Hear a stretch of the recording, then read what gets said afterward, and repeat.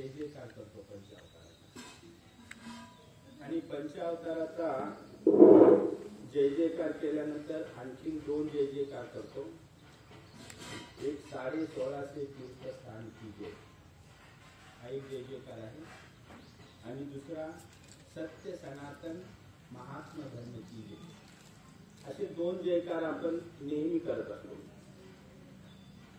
तर आपण इथे खनेपूरला आलेले आहात. हे जे तीर्थस्थान आहे, या तीर्थस्थानाची परंपरा या 2 जय जयकारामधून आपल्याला दिसते. 1650 तीर्थस्थान की जय असं आपण ज्यावेळेस म्हणतो, त्यावेळेस त्या 1650 तीर्थस्थानांपैकी हे एक तीर्थस्थान आहे. आणि 1650 तीर्थस्थान की जय या जय जयकारामधून 800 वर्षापासूनची परंपरा या तीर्थस्थानाची असल्याचं आपल्याला दिसते. हे झाले एक परंपरा.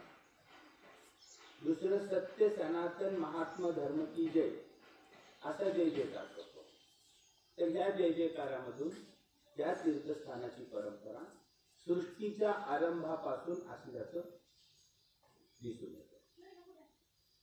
तर आपण पाहूया की सृष्टीच्या आरंभापासून कसं.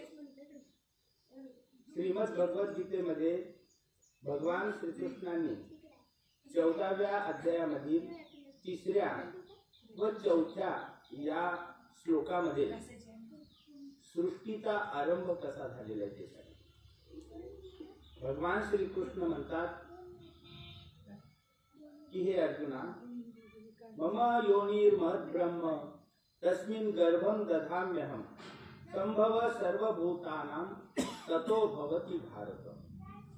सर्वयोनिषु कौन्तेय मूर्तय संभवन्ति या तासां ब्रह्म महद्योनिर् अहं बीजप्रद पिता. हे अर्जुना, परमेश्वर 2 स्थितीमध्ये असतात, एक साकार रूप, दुसरी निराकार रूप.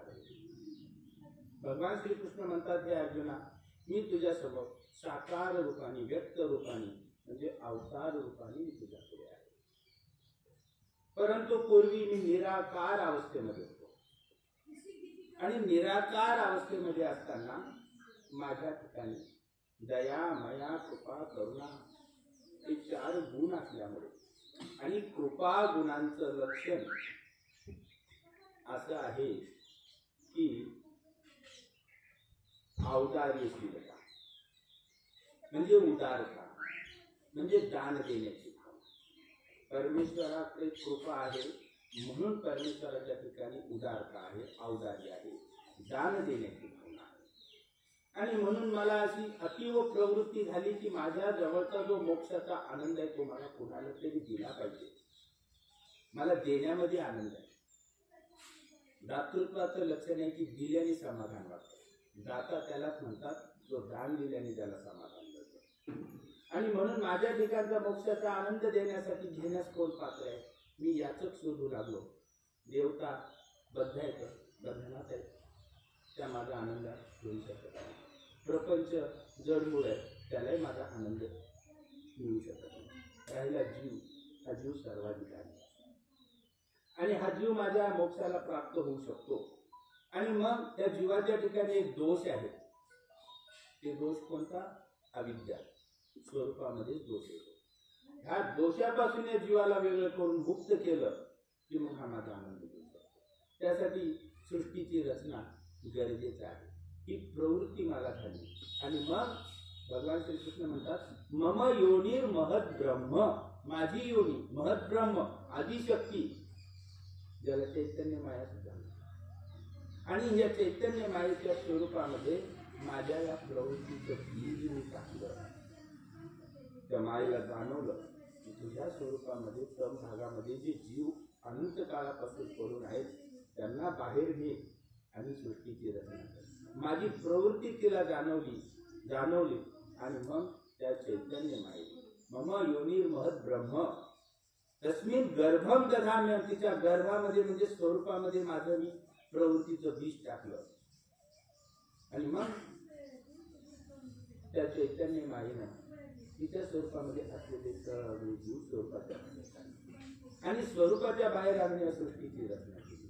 स्वरूपाच्या बाहेर आणणं म्हणजे जन्म देणे आणि त्या सर्वांना जन्म देणारा अहम बीज प्रद पिता, या सृष्टीची रचना करणारा पिता म्हणजे बीज टाकणारा कोण आहे?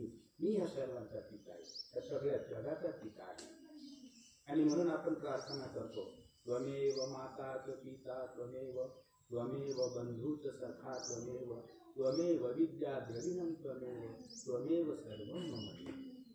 आणि अशा प्रकारे परमेश्वर या जगाचा पिता आहे. तुम्ही माझ्याकडे पाहता, मी तुमच्याकडे पाहतो, दोन तत्व इथे दिसतात, आत्मा आणि शरीर. या आत्म्याचा पिता कोण आहे? तरी आत्म्याचा पिता आहे परमेश्वर, म्हणून बीज प्रद पिता. आणि सर्वज्ञ श्री चक्रधर स्वामींनी सुद्धा संसरण या प्रकरणामध्ये सांगितलेले की चैतन्य या जीवाला जन्म दिला, परमेश्वराच्या प्रवृत्तीनं तेव्हाच परमेश्वरामध्ये प्रवृत्ती झाली. म्हणजे भगवद्गीतेमध्ये आणि ब्रह्मविद्या सूत्रामध्ये ते अशा दोन एकच तत्व सांगितलेलं आहे. आणि मग अशा पद्धतीनं त्या सृष्टीची रचना झाली. त्या सर्वांचा पिता परमेश्वर आहे. सृष्टीची रचना झाल्यानंतर परमेश्वराच्याच आज्ञेनं चैतन्य मायेने 4 युगांची स्थापना केली. कृतयुग, त्रेतायुग, द्वापारयुग आणि कलियुग. या 4 युगाची स्थापना कोणाच्या आज्ञेनं? परमेश्वराच्याच आज्ञेनं. आणि मग सृष्टीची रचना झाली, सृष्टीचा आरंभ.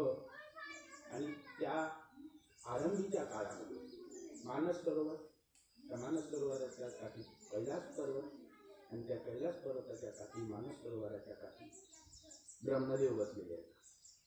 ब्रह्मदेवाला 4 मुख असल्यामुळे त्यांना चतुरानन असं सुद्धा. आणि ते ब्रह्मदेव बसलेले आहेत आणि मानस चिंतनामधून त्यांना त्या ठिकाणी 4 पुत्र उत्पन्न झाले. सनक, संकादिक, सनंदन आणि सनातन. आणि 4ही पुत्र समोर उभे राहिले आणि हात जोडून म्हणाले, पिताश्री आम्हाला ज्ञान निरूपण करा. कारण केवळ जन्म देणे हे पित्याचं कार्य नसतं, तर जन्म दिल्यानंतर त्या बालकाला सज्ञान करणं हे सुद्धा पित्याची जबाबदारी असते. तुम्ही आम्हाला ज्ञान निरूपण करा. आणि मग ब्रह्मदेवानी 4ही वेदांचं ज्ञान त्यांना निरूपण केलं. ब्रह्मदेवाला 4 मुख, त्यांच्याकडे 4 वेदांचं ज्ञान आणि 4ही वेद त्यांना निरूपण केले. कोणाला? संतांना. ही 4 वेद म्हणजे देवताशास्त्र. भगवान श्रीकृष्ण सांगतात, त्रैगुण्य विषया वेदा निस्त्रै गुण्यो भवार्जुन. अर्जुना, वेद हे त्रिगुणात्मक आहेत. भगवान श्रीकृष्ण गीते सांगतात. आणि सर्वज्ञ श्री चक्रधर स्वामी सांगतात, देवता त्रिगुणात्मक आहे. देवता सुद्धा कसे त्रिगुण आहेत. म्हणजे देवतांचं ज्ञान या वेदामधून दिलं जातं, म्हणून ते त्रिगुणांनी युक्त आहे. वेद वेदामध्ये फक्त देवतांचं ज्ञान, देवतांचं कर्मकांड, देवतांचंच विधी विधानाचं मार्गदर्शन आहे. आणि हे देवताचं ज्ञान असल्यामुळं ब्रह्मदेवाने तिथे वेदाचं निरूपण केलं आणि तिथे देवता धर्माची स्थापना केली. देवता धर्माची स्थापना केली. त्या देवता धर्माचं नाव काय होतं? सनातन धर्म. सनक, संकादिक, सनंदन आणि सनातन. हे सनातन ऋषीचं नाव त्या धर्माला पडलं. त्या धर्माला नाव काय मिळालं? सनातन धर्म. आणि त्याच सनातन धर्माचं आजचं रूप म्हणजे हिंदू धर्म. या हिंदू धर्माची स्थापना कोणी केली? ब्रह्मदेवानी केली. आणखीन एका हिंदू धर्मशास्त्रामध्ये सांगितलेलं आहे की ब्रह्मदेवाच्या मुखातून ब्राह्मण, छातीमधून क्षत्रिय, जांघेमधून वैश्य आणि पायातून शूद्र, असे कुठल्या तरी आणखीन एका देवता धर्मशास्त्रामध्ये असं वर्णन आलेलं आहे. थोडक्यात सनातन धर्माची, हिंदू धर्माची स्थापना कोणी केली? ब्रह्मदेवानी केली. आलं लक्षात?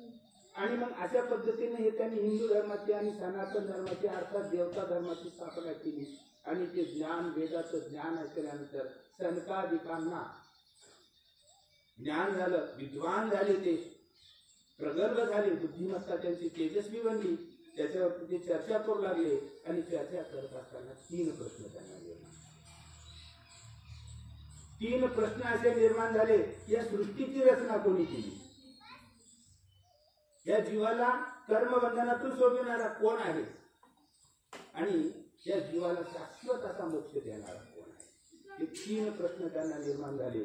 आणि ते 4ही संकादिक त्या वेदामध्ये याचं उत्तर शोधू लागले.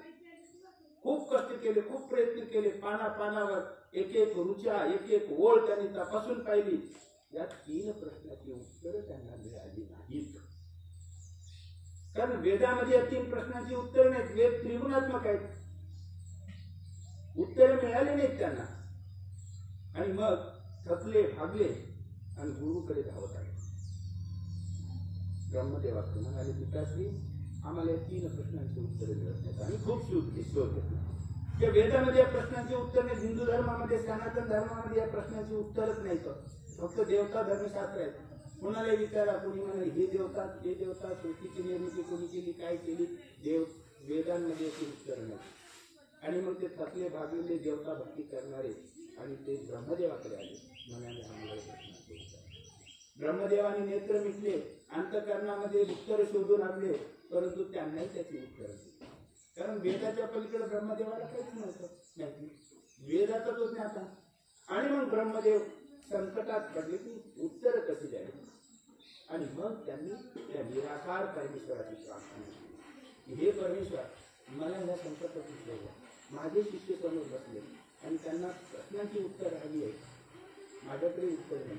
कृपावंत व्हा आणि मला उत्तर द्या. त्यावेळेस तो निराकार परमेश्वर आकाश मार्गे हंस रूपाने तिथे आले त्यासाठी. आणि तिथे येऊन त्यांनी ब्रह्मविद्याशास्त्राचं निरूपण केलं आणि त्या प्रश्नांची उत्तरं दिली.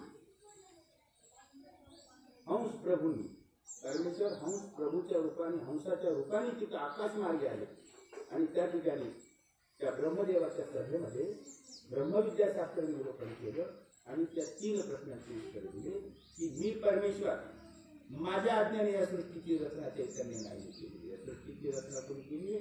निर्माता कोण आहे? मी समर्थ परमेश्वर. त्या जीवाला बंधनातून सोडविणारा, अविद्या बंधनातून सोडविणारा मी परमेश्वर समर्थ आहे. आणि या जीवाला शाश्वत मोक्ष देणारा मी परमेश्वर. या 3 प्रश्नाची उत्तर दिली आणि त्या ठिकाणी ईश्वर धर्माची स्थापना. आधी देवता धर्म, त्याच्यानंतर ईश्वर धर्म. आधी तुम्ही अन्य उपदेश दिल्यानंतर मग तुम्ही ईश्वर धर्मात आले. ही प्रक्रिया आहे की नाही सगळीकडे? बरोबर आहे ना? आणि मग त्या ठिकाणी प्रश्नाची उत्तरं मिळाली. संताधिकारी उठून दंडवत त्याला त्या हंस प्रभूंना आणि त्या ठिकाणी ईश्वर धर्माची स्थापना झाली. त्या ईश्वर धर्माचं नाव काय? सत्य सनातन महात्मा. काय आहे?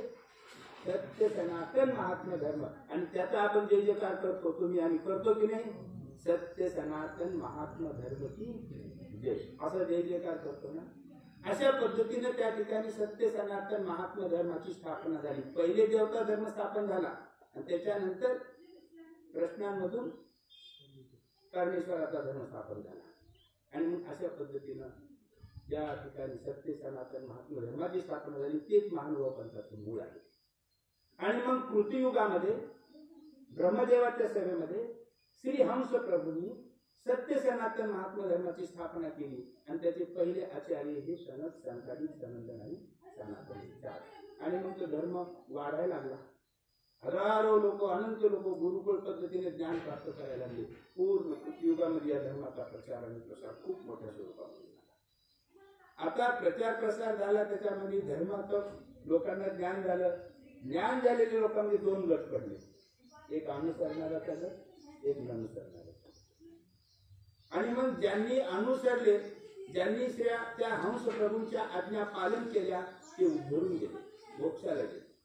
मामुपेते तो कौंतेय पुनर्जन्म न विद्यते. ते पोहोचले. आता ते परत इकडे आले का? नाही. पण त्याच्यामधला दुसरा जो वर्ग होता ननुसरणाऱ्यांचा, तो वर्ग त्यांनी हंस प्रभूंच्या आज्ञा फेटाळल्या. ऐकलंच नाही त्याच्यात. 2 आम्ही मिळतात ईश्वराकडे, काय करणार नाही. मी ननुसरणारे होते, त्यांनी श्री हंस प्रभूंच्या आज्ञा पाळल्याच नाही. आणि मग त्यांना दोष लागला आणि त्यांचं 1/4 जीव स्वरूप मिळालं. 25% जीव स्वरूप मिळालं. आता कृतियुग आहे, उच्च संस्काराचं युग आहे. आणि मळलेल्या माणसाला उच्च स्थानावर ठेवतात का दोषी व्यक्तीला? त्याची काय होते? पदावधी. त्याला खालच्या पदावर पाठवून देतात. आणि मग जे मळाले, ज्यांनी श्री हंस प्रभूंच्या आज्ञा पालन नाही केल्या, जे ननुसरले, त्यांना ढकलून दिलं खालचे. खालचं युग कोणतं? त्रेतायुग आणि हे सगळे मग गर्दी त्रेतायुगात. 32 लक्ष कृतयुगाचे संपले, त्रेतायुग लागलं आणि मग या त्रेतायुगामध्ये परमेश्वराने पाहिलं माझा धर्म बोलून गेला. मी श्री हंसरूपाने ज्ञान सांगितलेले लोक विसरून गेले, धर्माला ग्लानी आलेली आहे. शास्त्रात सांगितलेलं आहे यदा यदा हि धर्मस्य ग्लानिर्भवति भारत म्हणलेलं ते शास्त्रामध्ये. आणि त्याप्रमाणे मग परमेश्वर त्रेतायुगामध्ये श्री दत्त रूपाने आले आणि यदू राजा, अरळक राजा, दशराजन राजा या भक्तांना, अनंत भक्तांना जे शास्त्र हंस प्रभूंनी सांगितलं होतं तेच शास्त्र ब्रह्मविद्याशास्त्र पुन्हा त्रेतायुगामध्ये सांगितलं आणि श्री दत्त प्रभूंनी आणि पुन्हा धर्माची स्थापना केली. त्रेतायुगामध्ये धर्माचा प्रचार प्रसार होऊ लागला आणि श्री दत्त प्रभूंचे जे अनुयायी होते त्याच्यामध्ये पुन्हा 2 गट पडले, एक अनुसरणारा, एक न अनुसरणारा.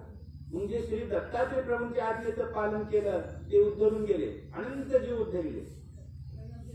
परंतु श्री दत्तात्रय प्रभूंनी ज्ञान देऊन सुद्धा ज्यांनी ऐकलं नाही, जे अनुसरले, त्यांचा आता दोष लागला. त्यांचा अर्ध जीव स्वरूप आणि अर्ध जीव स्वरूप मिळाल्यामुळे जो दोषी एकेला वरच्या पदावर राहता येत नसतं, या न्यायानुसार त्यांची पुन्हा अधोगती झाली. त्यांना खालच्या युगात, खालचे युग कोणतं? द्वापार. आणि मग हे सगळे द्वापार युगामध्ये जन्माला आले. द्वापाराचं 4थं चरण उजडलं आणि मग त्यावेळेस श्री दत्तात्रय प्रभूंनी स्थापन केलेला धर्म सुद्धा ग्लानी आली आणि तोही धर्म नष्ट झाला, तेही ज्ञान नष्ट झालं. आणि मग ते ज्ञान नष्ट झालं. मग परमेश्वरांनी जाणलं अरे द्वापार युगामध्ये माझा धर्म पुन्हा ग्लानी आलेली, मला पुन्हा अवतार घ्यावा लागणार आहे. आणि मग परमेश्वर श्रीकृष्ण रूपाने तिचा अवतार घेतले आणि कुरुक्षेत्र भूमीवरती प्रिय भक्त अर्जुन आणि या भक्ताला गीताशास्त्र निरूपण करून पुन्हा धर्म. जे शास्त्र श्री हंस प्रभूंनी निरूपण केलं होतं संकालिकांना, जे शास्त्र श्री दत्तात्रय प्रभूंनी यदू राजा आदी भक्तांना निरूपण केलं होतं, तेच ब्रह्मविद्याशास्त्र भगवान श्रीकृष्णाने निरूपण केलं. पुन्हा धर्माची स्थापना. द्वापार युगामध्ये ईश्वर धर्म स्थापन केला, त्याच्या कक्षा रुंदावत गेल्या, विस्तारत गेल्या. त्याच्यामध्ये 2 पुन्हा आणखी वर्ग तयार झाले. एक पांडव प्रवृत्तीचा अनुसरणारा वर्ग आणि दुसरा कौरव प्रवृत्तीचा अनुसरणारा वर्ग. भगवान श्रीकृष्णांच्या मार्गदर्शनाखाली ज्ञानाप्रमाणे, आज्ञेप्रमाणे पांडवासारखे जीव आचरण केले आणि ते उद्धरून गेले. बोलू नका, ते उद्धरून गेले. परंतु भगवान श्रीकृष्णांचं न अनुसरणारा पण वर्ग होता. श्रीकृष्णांनी सांगितलं ते न ऐकता त्यांच्या विरोधात वागणारा पण एक जीवांचा वर्ग होता, गौरवांसारखा. आणि त्यांनी श्रीकृष्णाच्या आज्ञा फेटाळून लावल्या आणि त्यांचं पूर्ण जीव केलं. विसरले ना, पूर्ण जीव स्वरूप मिळालं त्यांचं. आणि पूर्ण जीव स्वरूप मिळालं. जो पूर्ण दोषी असतो त्याला पतित म्हणतात. काय म्हणतात? पतित म्हणजे पूर्ण दोषी. कुणी 50% दोषी असतो, कुणी 25% दोषी असतो, त्याला पतित नाही म्हणत. जो 100% दोषी आहे ना तो पतित. आणि या द्वापार युगामध्ये अर्ध जीव स्वरूप युद्ध होतं, अर्ध जीव स्वरूप माळालेलं होतं, संस्कारी होता अर्ध जीव स्वरूप. श्रीकृष्ण भगवंताची आज्ञा फेटाळून लावल्यामुळे, आज्ञाभंग केल्यामुळे, न अनुसरल्यामुळे, श्रीकृष्ण भगवंताला न अनुसरल्यामुळे आणि यांचे पूर्ण जीव स्वरूप मिळालं. ते जीव पतित झाले आणि या पतित जीवांना खालच्या युगात ढकलले. खालचं युग कोणतं? कलियुग. आणि आपली सगळी गर्दी या कलियुगामध्ये. या कलियुगामध्ये सगळं 12वं शतक उजडलं आणि 12व्या शतकामध्ये परमेश्वरांनी पाहिलं की मी द्वापार युगामध्ये स्थापन केलेला धर्म बोलून गेला, धर्माला ग्लानी आलेली आहे, आता धर्म स्थापन करणं प्राप्त आहे. यदा यदा हि धर्मस्य ग्लानिर्भवति भारत अभ्युत्थानम् अधर्मस्य तदात्मानं सृजाम्यहं. ज्याच्या शांततेने त्या बोलू नका. आणि भगवान श्रीकृष्णांनी गीतेमध्ये सांगितल्याप्रमाणे जेव्हा जेव्हा धर्माला ग्लानी येते तेव्हा तेव्हा मी अवतार घेतो आणि या परमेश्वराच्या शास्त्राच्या वचनाप्रमाणे आणि या कलियुगामध्ये परमेश्वराने अवतार घेतो निश्चित केलं. परंतु आता हा अवतार पतित उद्धारक, पतित पावन अवतार घ्यायचं ठरवलं. कारण कृतियुगामध्ये श्री हंस प्रभूंच्या समोर बसलेले संताजी उच्च संस्काराचे होते. एक वेळ त्यांना ज्ञान सांगितले की लगेच ते परमेश्वराच्या कार्याला लागून जायचे, उच्च संस्काराचे होते. त्रेतायुगामध्ये 2 वेळेस सांगावं लागायचं त्यांना, त्रेतायुगातल्या मनुष्यांना ते उद्धरून जायचे. द्वापार युगामध्ये 3 वेळेस सांगितलं तर ते परमेश्वराची आज्ञा स्वीकारायची. परंतु या कलियुगामध्ये आयुष्यभर जरी सांगितलं तरी ते परमेश्वराची आज्ञा पालन करत नाहीत. असे हे पतित परमेश्वराने पाहिलं की आता मला पतित पावन, पतित उद्धारक अवतार घ्यायचा आहे. त्या युगामध्ये पतितांच्या उद्धाराला प्राधान्य कर, पतितांच्या उद्धाराला आग्रह कर. आणि शिवाय या कलियुगामध्ये जीवाने दोषाचं एक मोठं कवच धारण केलेलं आहे. दोष पतित, त्या दोषाच्या कवचामध्ये हा जीव बसलेला आहे. त्याच्यापर्यंत जर ज्ञान पोहोचवायचं तर ते कवच भेदावं लागणार, तोडावं लागणार आहे ते, आणि मग तोडून त्याच्यामध्ये ते ज्ञान पोहोचावं लागणार आहे. म्हणून मला ज्ञानचक्र आणि शक्ती चक्र मला घेऊन जावं लागणार आहे. आणि परमेश्वर आले जातात आणि त्यांनी अवतार घेतला. कुठे घेतला? प्रेतामध्ये. प्रेत हे जगात सर्वात अशुभ अशी वस्तू आहे. प्रेताइतका अशुभ कोणता आहे?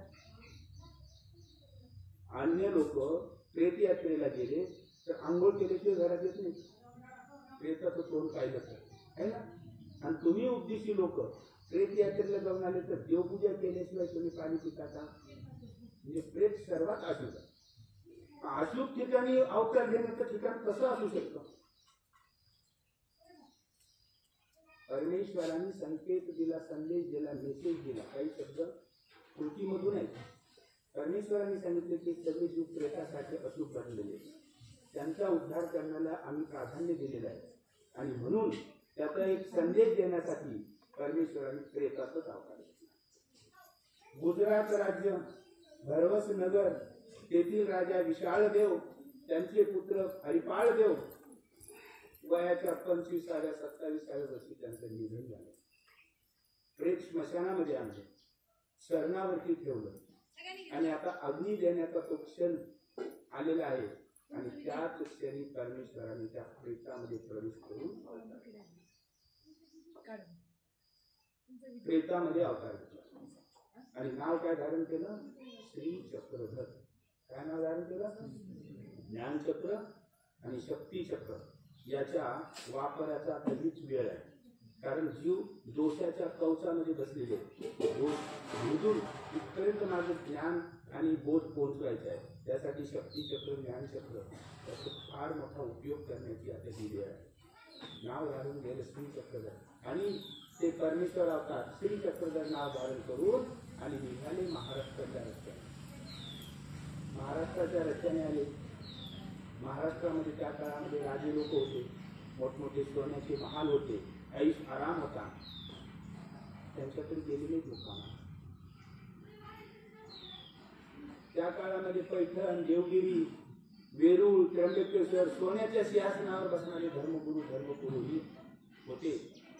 त्यांच्याकडे गेलेले लोकांना श्री चक्रधर प्रभू आले. रिद्धपूरला ज्ञानशक्ती स्वीकार केली. श्री गोविंद प्रभू बाबांकडून सरळ सालवर्तीच्या डोंगरात आणि 12 वर्ष सालवर्तीच्या डोंगरातील तेथील अज्ञानी, मूळ, आदिवासी, ज्यांना जेवावं कसं माहिती नाही, बसावं कसं माहिती नाही, नेसावं काय माहिती नाही, बोलावं काय माहिती नाही, अशा आदिवासी लोकांमध्ये राहून 12 वर्ष त्या पतित लोकांचा उद्धार.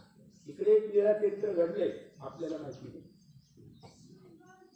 सालवर्णीच्या डोंगरामध्ये एक लीळाचरित्र घडले. ते लीळाचरित्र आज आपण म्हणतो ना आद्यग्रंथ, तेवढंच लीळाचरित्र तिकडे घडलेलं आहे, पण ते माहिती नाही आपल्याला. 12 वर्ष त्या आदिवासी लोकांमध्ये राहून दीन दुबळे पतित त्या अज्ञानी लोकांमध्ये राहून त्यांना ज्ञानबोध करून त्यांचा उद्धार केला. तिकडून गेले विंजी गोंडवाड्याला, तिथे 12 वर्ष राहिले. तिकडे तेथील जीवांचा उद्धार केला.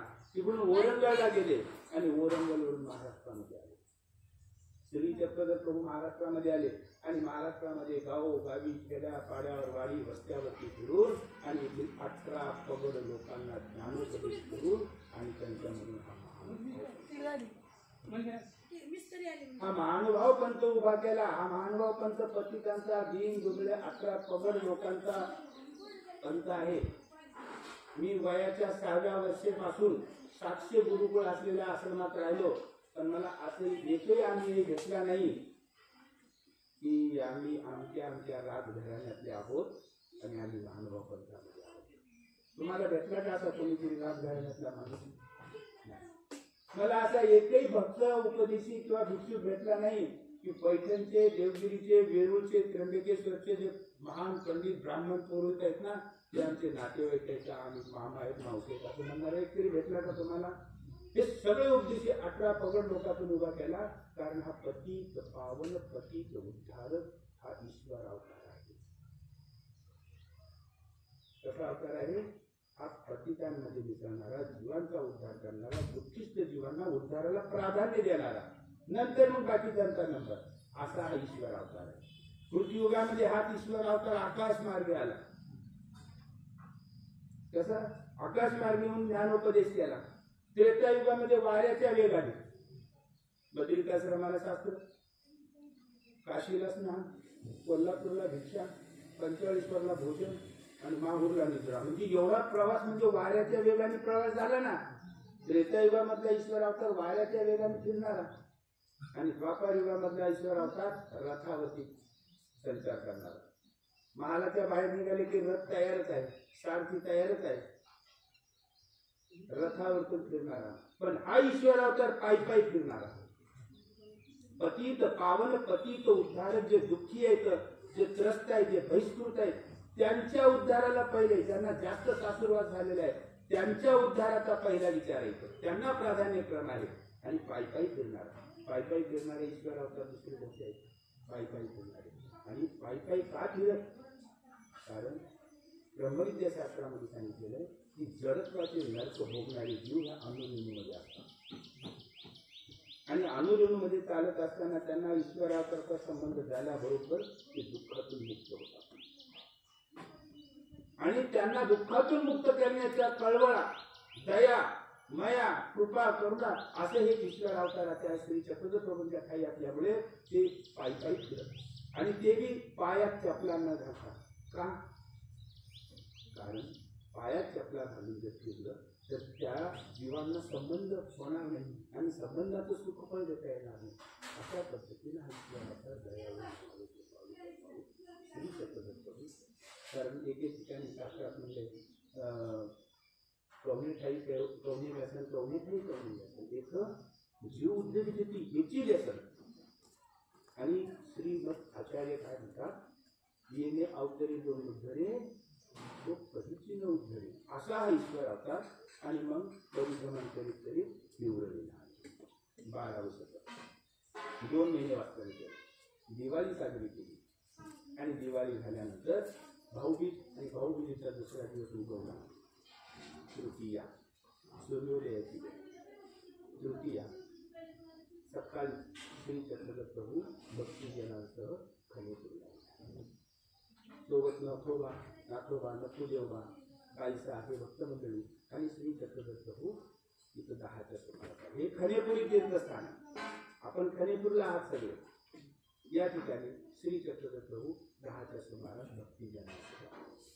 हिवरळीवरून हा रस्ता भाटीपूरला जाणारा होता पाऊला, आणि दुसरा एक रस्ता हिवरळीवरून भाटीपूरवरून काचराळ्याला जाणारा. काचराळ्यावरून जाणारा रस्ता इथं ह्या रस्त्याला मिळतो. हिवरळीवरून येणाऱ्या रस्त्याला हा रस्ता मिळतो. हे दोन्ही रस्ते इथून पुढे भाटीपूरला जातात. आणि इथे गाव हे खनेपुरी गाव आहे, हाकेच्या अंतरावर. तुम्ही मोठ्याने आवाज दिला तर गावात ऐकू जातो. आणि गावाच्या बाहेरचा सगळा परिसर अरण्य होते त्या काळात.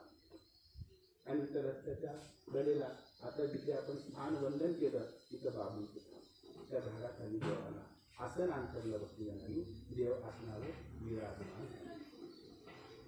बाबळीच्या झाडाखाली माईंभट्ट लीळा चित्रामध्ये स्पष्ट लिहितात, कांती तळी आसन, बाबळीच्या झाडाखाली आसन झालं.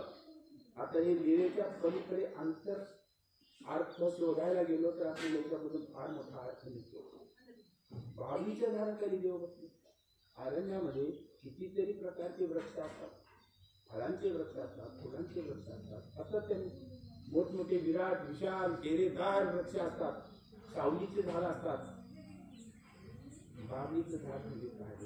त्याला सावली नाही, फळ नाही, फूल नाही, वृक्ष काटे आहेत त्याला, बरोबर आहे ना? आणि झुडूप. कल्पना करा, तुम्ही अरण्यात गेले तर चांगल्या वृक्षाखाली बसाल का बाबलीच्या झुडपाखाली बसाल? उद्यानामध्ये कुठं बाबलीचं झाड लावलेलं पाहिले का तुम्ही? मी तर नाही पाहिलं.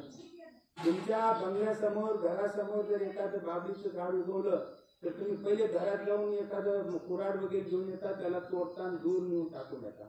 काटे त्याला, फळ नाही, फूल नाही, वृक्ष बहिष्कृत झाड आहे, तिरस्कृत झाड आहे, त्याला जवळ कुणी करत नाही. जे का रंजले गांजले संदेश आहे चांगले, त्यांना दूर करणारे सगळ्या जगाने त्याचा बहिष्कार केलाय, तिरस्कार केलेला आहे. आणि असे तिरस्कृत, बहिष्कृत जे पतित आहेत त्यांच्या उद्धाराला प्राधान्य देणारा ईश्वर होता. आणि त्या बाबूच्या झाडाखाली वेळा चरित्रामध्ये मानवतेचा उल्लेख करतात, आणखी एक असेल आणि देवीचं बदली दुःखी जीवांचा उद्धार करणं ही एकच ध्यास आहे ईश्वर अवताराला. बाबूच्या झाडाखाली बसले, 10 वाजताची वेळ, दुःखीची वेळ झालेली. भक्तीजनांनी देवाला दंडच केला, नाथबाबाईसाठी आपल्या आपल्या झोळ्या घेतल्या, गावात भिक्षेला गेले. गावात तुम्ही भाग्यवान जीव असतील त्या काळामध्ये त्यांची भिक्षा मागून आली, इथं बऱ्याच वेळा भिक्षा घेऊन आले, देवाला जोडी दृष्टीपूत केली. आणि त्यानंतर भक्तीजन देवाच्या समोर आणि इथे देवाने निरोपण, पूर्ण लीळा चरित्रामध्ये जे अत्यंत उच्च प्रतीचे निरोपण आहेत, अशा निरोपणाच्या यादीमध्ये ही एक निरोपण आहे, उच्च प्रतीचे निरोपण. फार महत्वाचं निरोपण केले श्री चक्रधर, फार कणव दाखवून आणले देवाच्या श्री चक्रधर तुम्ही महात्मे हो. हा अवघा तुम्ही थकला केला तुम्ही यांचे थक प्रेरिता नाही, तू का थकला अशी कमी. हा समाज थकवल्या गेलाय, फसवल्या गेलेला आहे आणि म्हणून तो दुःखामध्ये. त्या समाजाला फसवण्यात आलेला आहे, त्याला दुःखाच्या रस्त्याने तो दुःखात पडलेला आहे, दुःख भोगत आहे. त्या समाजामध्ये 2 प्रकारचे वर्ग आहेत, एक थकवणारा म्हणजे फसवणारा आणि एक फसवणारा. काल, आज आणि उद्या. थकवणारा आणि थकणारा, फसवणारा आणि फसणारा. त्या काळातील जे धर्मगुरू, त्यांची जबाबदारी समाजाला सन्मार्ग दाखविण्याची. पण त्या काळातील धर्मगुरू या समाजाला फसवणारं मार्गदर्शन करीत आहेत. श्रीमद भगवद्गीतेचं ज्ञान सांगत नाहीत, फसवणारं ज्ञान सांगतायत. काय म्हणतात? देवी देवतेची उपासना करा, भूताप्रेताची उपासना करा आणि ते तुम्ही कराल तर तुमचं सद्गती होईल. गीता सांगते का सद्गती होईल? गीताचं काय म्हणते? यांची देवव्रता देवा पितृ यांची पितृव्रता भूता यांची भूतेच्या यांची मध्या जिनोपिमाम. पितरांची भक्ती करणारे पितराला पाहून, भूतांची भक्ती करणारे हो बोलू नका, गरजा नका बोलू. भूतांची भक्ती करणारे भूताला पाहून होतात, पितरांची भक्ती करणारे पितरांना पाहून होतात. आणि यांती देवव्रता देवान पितृ यांची पितृव्रता भूतानी यांची भूतेच्या यांती मध्या जिनोपिमाम. जे माझी भक्ती करेल ते मला पाहून. आणि त्या काळात धर्मगुरू सांगत होते, भूताप्रेताची भक्ती करा, धैर्यांची भक्ती करा, देवी देवतांची भक्ती करा. तुम्हाला जर काही पीडा झाली तर 2 पायाचं बळी द्या, 4 पायाचं बळी द्या, म्हणजे तुम्ही त्याच्यातून मुक्त व्हा. असं चुकीचं मार्गदर्शन करत होते. आणि त्यांनी समाजाची त्यांच्यावर श्रद्धा असल्यामुळे ते तसंच वागत होते आणि हे सगळे चालले होते दुःखाला, नरकाला. भगवान श्रीकृष्ण सांगतात की माझी भक्ती केली तर मला पावन होतील, देवी देवतांची भक्ती केली तर देवी देवतांना पावन होतील, असं आजीव होईल, असं श्रीकृष्ण हे ज्ञान सांगत नाही. म्हणून हा सगळा समाज दुःखाकडे चालला. आणखीन दुसरं काय सांगत होते? त्या काळामध्ये सती प्रथेचं फार स्ट्रोंग वाढवलेलं होतं. पती निधन झाला की त्या स्त्रियांनी त्या सरणावरती जाऊन मारायचे. हे मार्गदर्शन कोण करत होतं? त्या काळात धर्मगुरू करत होते, थकवत होते समाजाला. आणि गावामध्ये हजारो स्त्रिया पती निधनानंतर सती जायच्या. पती निधनानंतर श्री चक्रधर स्वामींच्या तत्वज्ञानानुसार सती जाणं म्हणजे आत्मघात. त्या शरीरामध्ये ब्रह्मा आहे, विष्णू आहे, महादेव आहे. त्या शरीरामध्ये 81,6,9 देवतांच्या पिंडस्थ आहेत. या शरीरामध्ये संलग्न आहे, या शरीरामध्ये जीव आहे. त्या सगळ्यांचं आश्रयस्थान म्हणजे हे शरीर आहे. ज्याची मान ब्रह्मांडी त्याची पिंडी जे ब्रह्मांडामध्ये ते पिंडामध्ये आहे. आणि असं हे शरीर नष्ट केलं, स्वतःचा घात केला किंवा परघात केला, याच्या इतकं पाप या जगामध्ये दुसरं कोणी नाही. या जीवाला अनंत काळपर्यंत कुठेच थारा श्री चक्रवर्ती म्हणतात आत्मघातकी याची कवनी ठाऊ नाही नायका. आणि एवढं मोठं आत्मघात करण्याचं थकवत होते की तुम्ही सतीला तुम्हाला चांगले लोक होतील. कसले चांगले लोक होतील? हे तर आत्मघात आहे, नरकाला जाण्याचं साधन आहे. आणि म्हणून श्री चक्रवर्ती सांगत होते त्या काळामध्ये सती प्रथेचं एवढंच दोन होतं की सगळे मार्गदर्शन गावामध्ये सती जात होते. श्री चक्रवर्ती सांगतात हा अवघा जणू थकला ठेला असे कवनी यांचे ठक प्रेरित नाही, तू का थकला असे ऐसे कवनी म्हणजे नाही. अशी आजची समाजाची स्थिती आहे. आणि या समाजाला शुद्ध ब्रह्मविद्या ज्ञान श्रीमद भगवद्गीतेचं ज्ञान सांगून त्या जीवांचा उद्धार करणं यासाठीच आम्ही पतित पावन पतित उद्धारक अवतार घेतलाय आणि आम्ही परिभ्रमण करीत आहोत. असं श्री चक्रवर्ती निरोपणाचा भाव होता. स्वामींचे वाक्य हा अवघा जणू थकला ठेला असे कवनी यांचे ठक प्रेरित नाही, तू का थकला असे ऐसे कवनी म्हणते नाही. अशा पद्धतीने स्वामींचं निरोपण चाललेलं होतं. भक्तीजन एकाग्र होऊन तन्मयतेनं निरोपण ऐकत होते. आणि इथे त्या परिसरामध्ये एक भारद्वाज नावाचा पक्षी बसलेला होता. आणि तो पक्षी देवाचं दर्शन झालं, देवाकडे तो आकृष्ट झाला, वेधल्या गेला आणि देवाच्या जवळ बाबीच्या झाडावर येऊन बसला. आणि देवाचं दर्शन आता मनसोक्त तो दर्शनामध्ये त्या आनंदामध्ये गुंगून गेला. आता भारद्वाज पक्षी एकटाच होता का इथे? त्या अरण्य पशु पक्ष्यांनी बहरलेला असणार का नाही? परंतु भारद्वाज पक्षाचाच उल्लेख केला माहीमभट्टांनी, दुसऱ्यांचा नाही. लीळा तुम्ही वाचा, कोणाचा उल्लेख आहे? भारद्वाजाचाच उल्लेख आहे, दुसऱ्यांचा आहे का? का भारद्वाजाचा उल्लेख? तर शास्त्रामध्ये असं सांगितले ज्याच्या मनात देव त्याची आठवण करायची, त्याचा उल्लेख. ज्याच्या मनात देव नाही ते काय, त्याचा काय उल्लेख करायचं? ते उल्लेख कोणाचा करावा? जो देवाचा झाला. तुम्ही आता आले, रस्ता दिसतोय का तुम्हाला इकडे? ठेवला नाही रस्ता, का नाही ठेवला? रिकामी लोक यायला नको. जो देवाला हुडकत आला, तिकडून आता आला का हो आमचे श्री चक्रवर्ती तिचं स्थान आहे कुठे आहे, विचारत इथं आला, तो आमचा, आम्ही त्याचे. ते रस्त्याने चाललेच शेकडो लोक, काही उपयोग आहे का? तुम्ही येताना हजारो लोक दिसले, तुम्हाला काही उपयोग आहे का?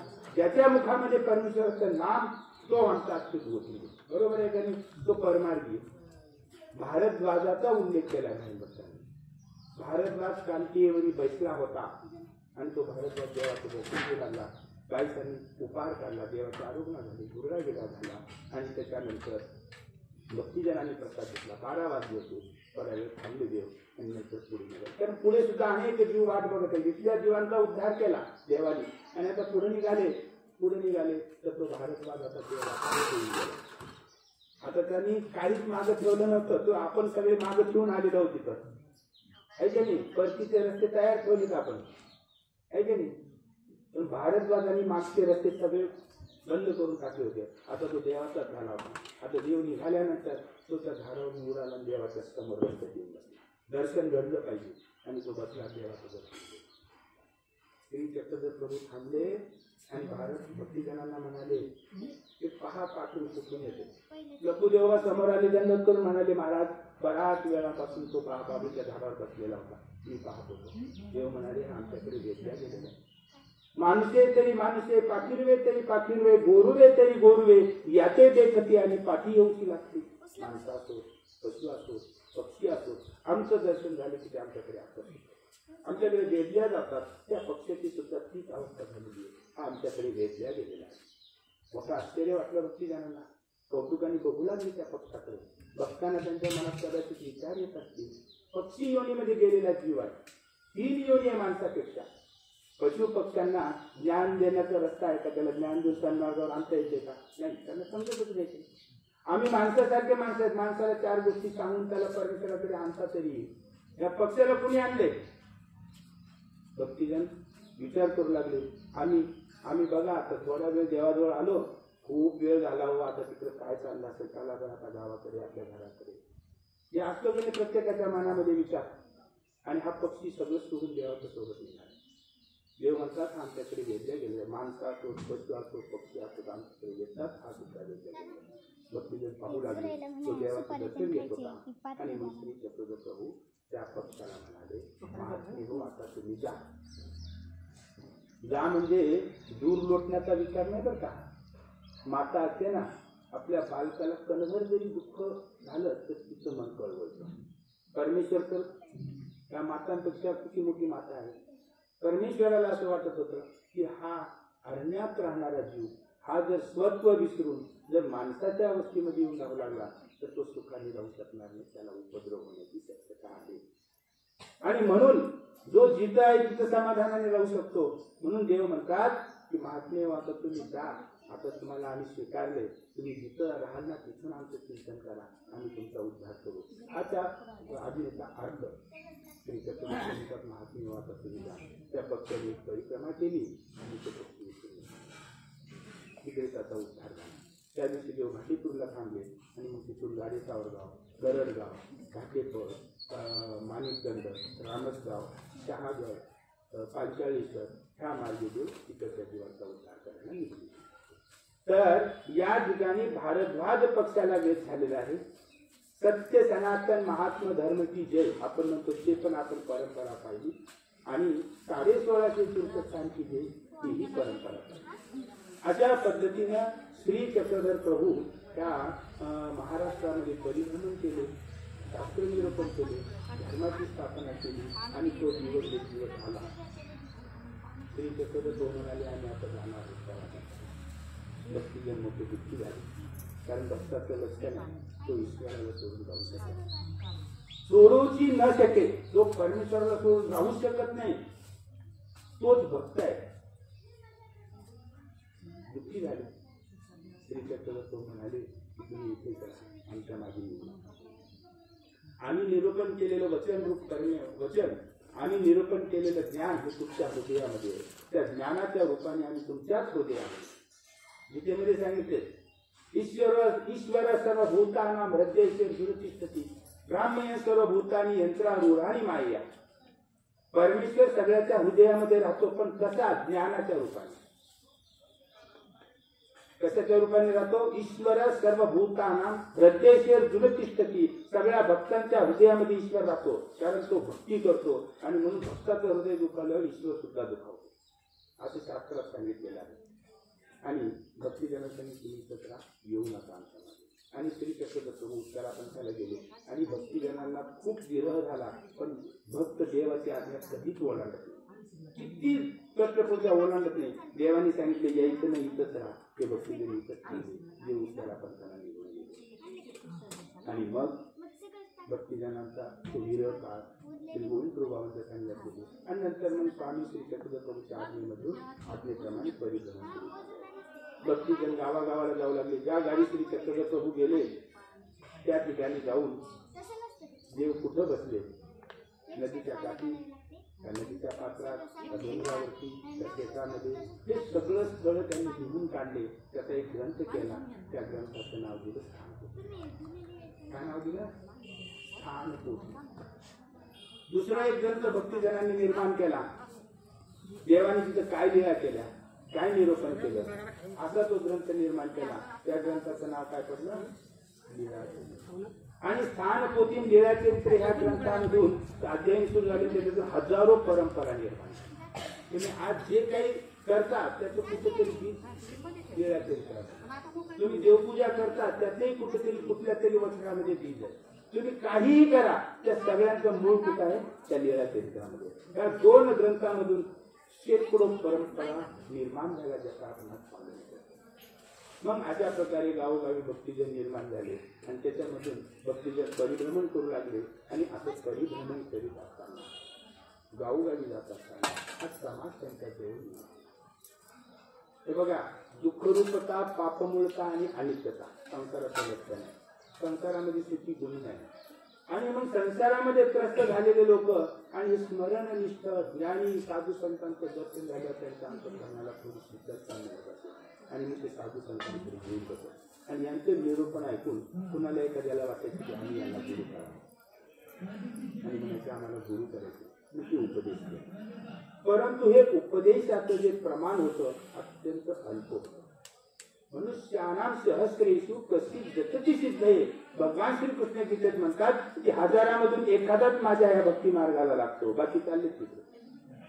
मग गावामध्ये एखादा उपदेशी, एक दोन घर उपदेशी, आणि मग त्या उपदेशाचे नातेवाईक, भावकीतले, आजोळचे, माहेरचे, सासरचे, हे सगळे अन्य, आणि गावामध्ये शेजारी पाजारी अन्य, हा उपदेशी.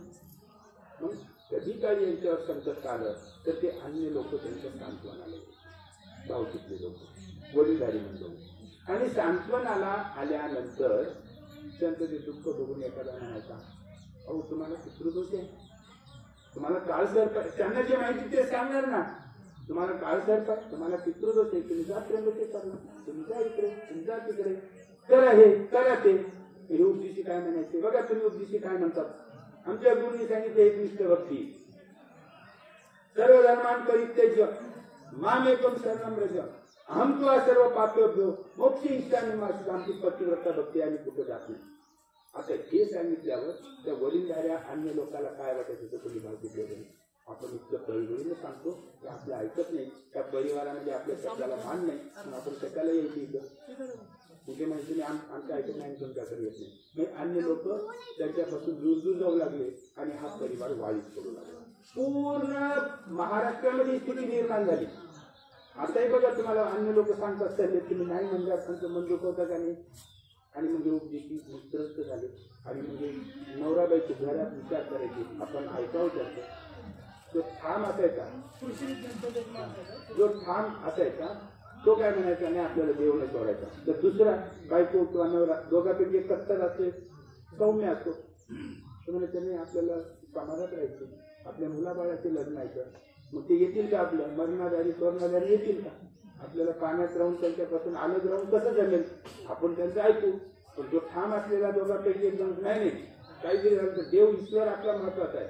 हे काय अनेक जन्म गेले, किती सांभाळ करायचं या सगळ्या नातेवाईकाला, जगाला, जगाची काही जण दोघांमध्ये खटकी उडायची, म्हणजे आपण आपल्या गुरुला विचारतो. असले प्रकरण महाराष्ट्रामध्ये साधू संतांकडे येऊ लागले, बाबा असा असा आहे, आम्हाला असा असा त्रास आहे आणि आम्ही काय करावं.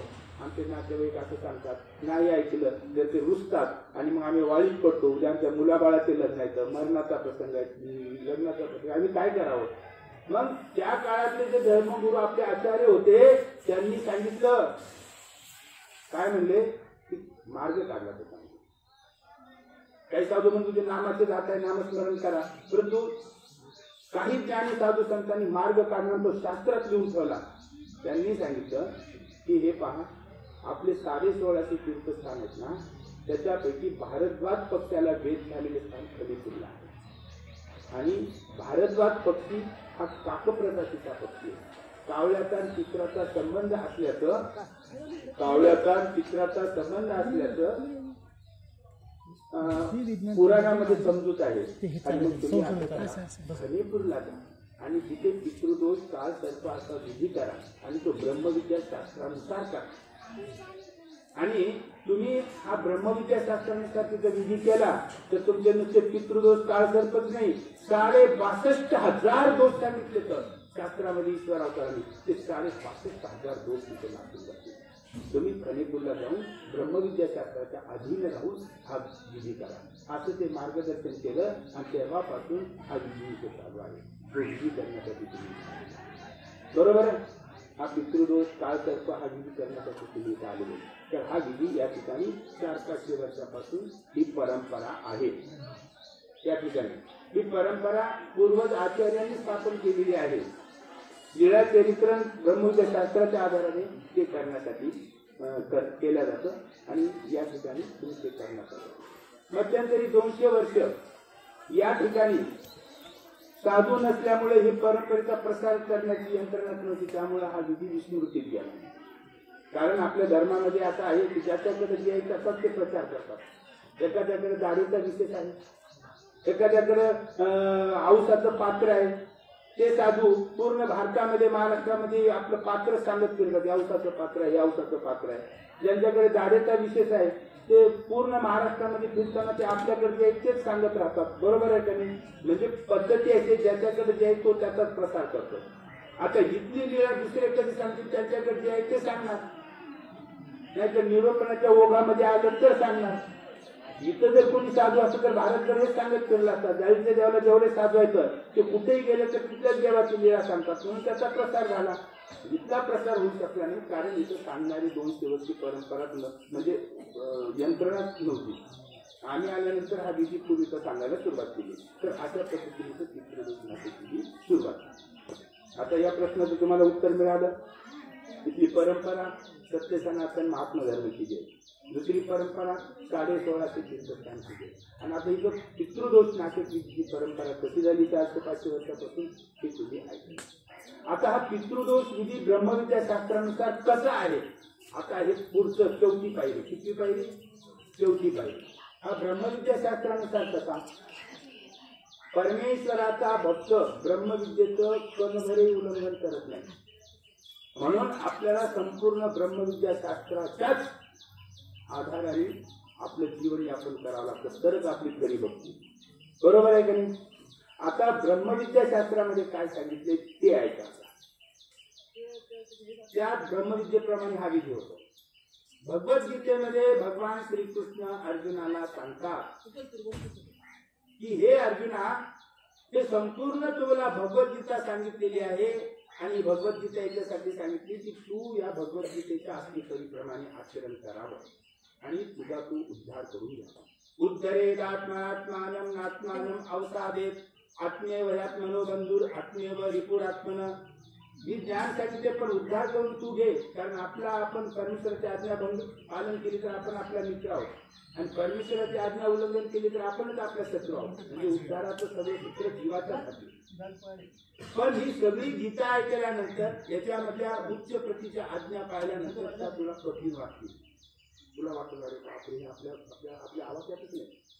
हा समशत्रूंचं मित्रेचं तथा मानाप्रमाणे योग. मित्र समोरून यायला लागला त्याचा हसतमुखाने आपण स्वागत करणार, पण आपला कट्टर शत्रू समोरून येतोय त्याचंही हसतमुखाने स्वागत करणं म्हणजे कठीणच आहे. सुख दुःखे समेतत्वा लाभा लाभो जया जयो, किती कठीण आहे. सततम कीर्तयंतो माम. हे अर्जुना, माझ्या या आज्ञा ऐकल्यानंतर तुला वाटले फार कठीण आहे. आपल्याला या गोष्टीत घुसलं तर आपलं कुठे होणार नाही. त्यापेक्षा आपलं पहिलंच बरं आहे ना. मोकाट कसं बी खा, कसं बी राहा, कोणतं बी कुठे बी डोळा, काही बी बोला, कसं बी वागा. बरोबर आहे ना? बंधन कुणाला आवडतात का? आणि म्हणून हे अर्जुना, तू म्हणशील की मला या मार्गाने जायचं नाही आणि म्हणून तू निघून जाशील माझ्या सभेतून. असं नको करू. जरी तुला पूर्ण गीतेचं आचरण नाही घडलं तरी पण 4-2 आज्ञेचं तरी पालन तुझ्याकडून घडेल का नाही, तेवढं तरी कर. नाही पूर्ण झालं 4-2 आज्ञेचं तरी पालन कर. अशा अर्थाचा भगवद्गीतेमध्ये एक श्लोक आहे. नेहा विक्रमणाशोस्ति प्रत्यवायो न विद्यते स्वल्पम अप्यस्य धर्मस्य त्रायते महतो भयात. हे अर्जुना, पूर्ण तुला तुझ्याकडून भगवद्गीतेचं आचरण जरी नाही झालं तरी त्याच्यामधून स्वल्पम अप्यस्य धर्मस्य, स्वल्प अल्प तरी माझ्या आज्ञा पालन कर. आणि एवढं जरी तू केलं तर स्वल्पम अप्यस्य धर्मस्य त्रायते महतो भयात, फार मोठ्या भयापासून मी तुझं रक्षण करेन, तुला वाचवेन, तुझं कल्याण करेन, तुला दुःखातून सोडवेन. 4-2 आज्ञेचं पालन केलं तरी तुला दुःखातून सोडवेल. पूर्ण भगवद्गीता आचरण केली तर सोन्याहून पिवळं, तर तेवढे नाही झालं 4-2 आज्ञेचं तरी पालन कर तू, आणि तू जेवढं केलं ते तुला दुःखातून सोडवेल. आणि याच आधाराने 4-2 आज्ञेचं पालन करून हा विधी केला जातो, म्हणजे ब्रह्मविद्या शास्त्रानुसार. व्यवहारामध्ये आपण बघतो, शाळेमध्ये वर्षभर अभ्यास करतो विद्यार्थी. आहेत का विद्यार्थी? तुम्ही विद्यार्थी अवस्थेमध्ये होते का नाही? आणि वर्षभर अभ्यास केला, परीक्षा द्यायला गेला, प्रश्नपत्रिका त्याच्या हातात दिली आणि जे प्रश्नपत्रिका पाहिल्या त्याचा प्रसंगाचा भाव आणि मग तो विद्यार्थी उठला. त्याच्याला आता आपल्याला प्रश्नपत्रिका सोडतो आला, पर्यवेक्षकाचा त्यांनी प्रश्नपत्रिका दिली, मी काय आता उत्तर देत नाही. तर तो पर्यवेक्षक काय म्हणेल, अरे बाबा तुला पूर्ण प्रश्नाचे उत्तर नाही देता आले तर 4-2 प्रश्नाचे 90 मार्काचा पेपर नाही लिहिता आला, 60 मार्काचा तेवढं नाही, 35 मार्काचा 10 मार्काचा तरी पण पोरा देऊ नको, असंच भूमिका असेल ना त्याची. तसं भगवंतांनी या ठिकाणी सांगितले. आता कोरा पेपर दिला तर कोरा पेपर द्यायचं नाही, काहीतरी त्याच्यावर दिली. आणि म्हणून 4 आज्ञेचं पालन करून हा विधी इथे केला जातो. म्हणजे हा विधी ब्रह्मविद्याशास्त्राच्या आधाराने केला जातो. सर्वज्ञ श्री चक्रधर प्रभू काय म्हणतात? एकची मोहरची पुरे. मोहरी केवढी असते बघा. डोंगरा एवढं निरूपण केलेलं आहे. चित्रपाठ तुम्ही ऐका, आम्ही पारायण केलं मगाशी. डोंगरा एवढं लिहिलेलं आहे. अहो तुम्ही आचार्याचे वचन जर ऐकले ना, किती किती बारीक लिहिलेलं आहे. आणि देव म्हणतात एवढं सगळं तुम्ही आचार केलं तर सोन्याहून पिवळं. पण एवढं जरी आचरण नाही केलं तरी पण कणभर जरी केलं, मोहरी एवढं केलं तरी पण आम्ही तुम्हाला काय करू? तुमचं भलं करू. आज आमच्याकडे बघा तुम्ही मोहरी एवढंच आचरण नाही किती, तरी पण तुम्हाला किती आदर वाटतो साधू संतांचा. ऐकणी स्थिती सगळी करे. एकची मोहरची पुरे. नुसतं देवाचं नुसतं कुंकू जरी लावून मंगळसूत्र घातलं, काही समजा नुसतं झोपून जरी राहिले तरी तुमचा अभिमान आहे. कारण एकची मोहरची पुरे.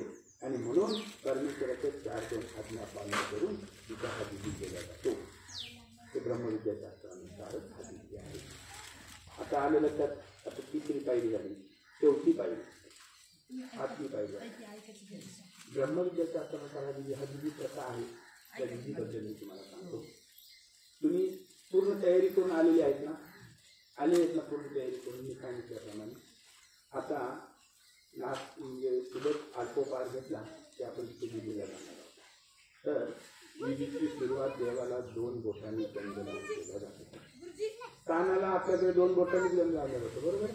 2 बोटांनी का बरं? परमेश्वर आणि चैतन्य माया. परमेश्वराने आज्ञा दिली, चैतन्य मायेने ती आज्ञा पालन केली. त्या 2 पदार्थाच्या उपक्रमातून या सृष्टीची रचना आहे. म्हणून आपण काय करतो? तीर्थस्थानाला आपण गंगार्थ घालून पूजन करतो. तर या ठिकाणी परमेश्वराची एक आज्ञा पालन होते. कोणती कोणती? एकीचिया संबंधा गेले तेतुले ओटे गोटे आदी करोनी तुम्हा नमस्करणी तुझा. परमेश्वराचे चरण स्पर्श जिथे झाले तेच वंदनीय आहे. भागवतामध्ये सांगितले, पण हे लोक ऐकत नाही. काय सांगितले भागवतामध्ये? यत्र यत्र परिष्यस्ते चरणांबुज सन्निधी तत्र तत्र नमस्कारो केशवं प्रति गच्छति. उद्धवदेव ज्यावेळेस गोकुळामध्ये आले भगवान श्रीकृष्णाचा निरोप घेऊन, तर गोकुळामधली विरहावस्था भक्त देवांतून व्याकुळ झालेले ते पाहून त्यांचं हृदय भक्तिरसाने ओथंबून आलं.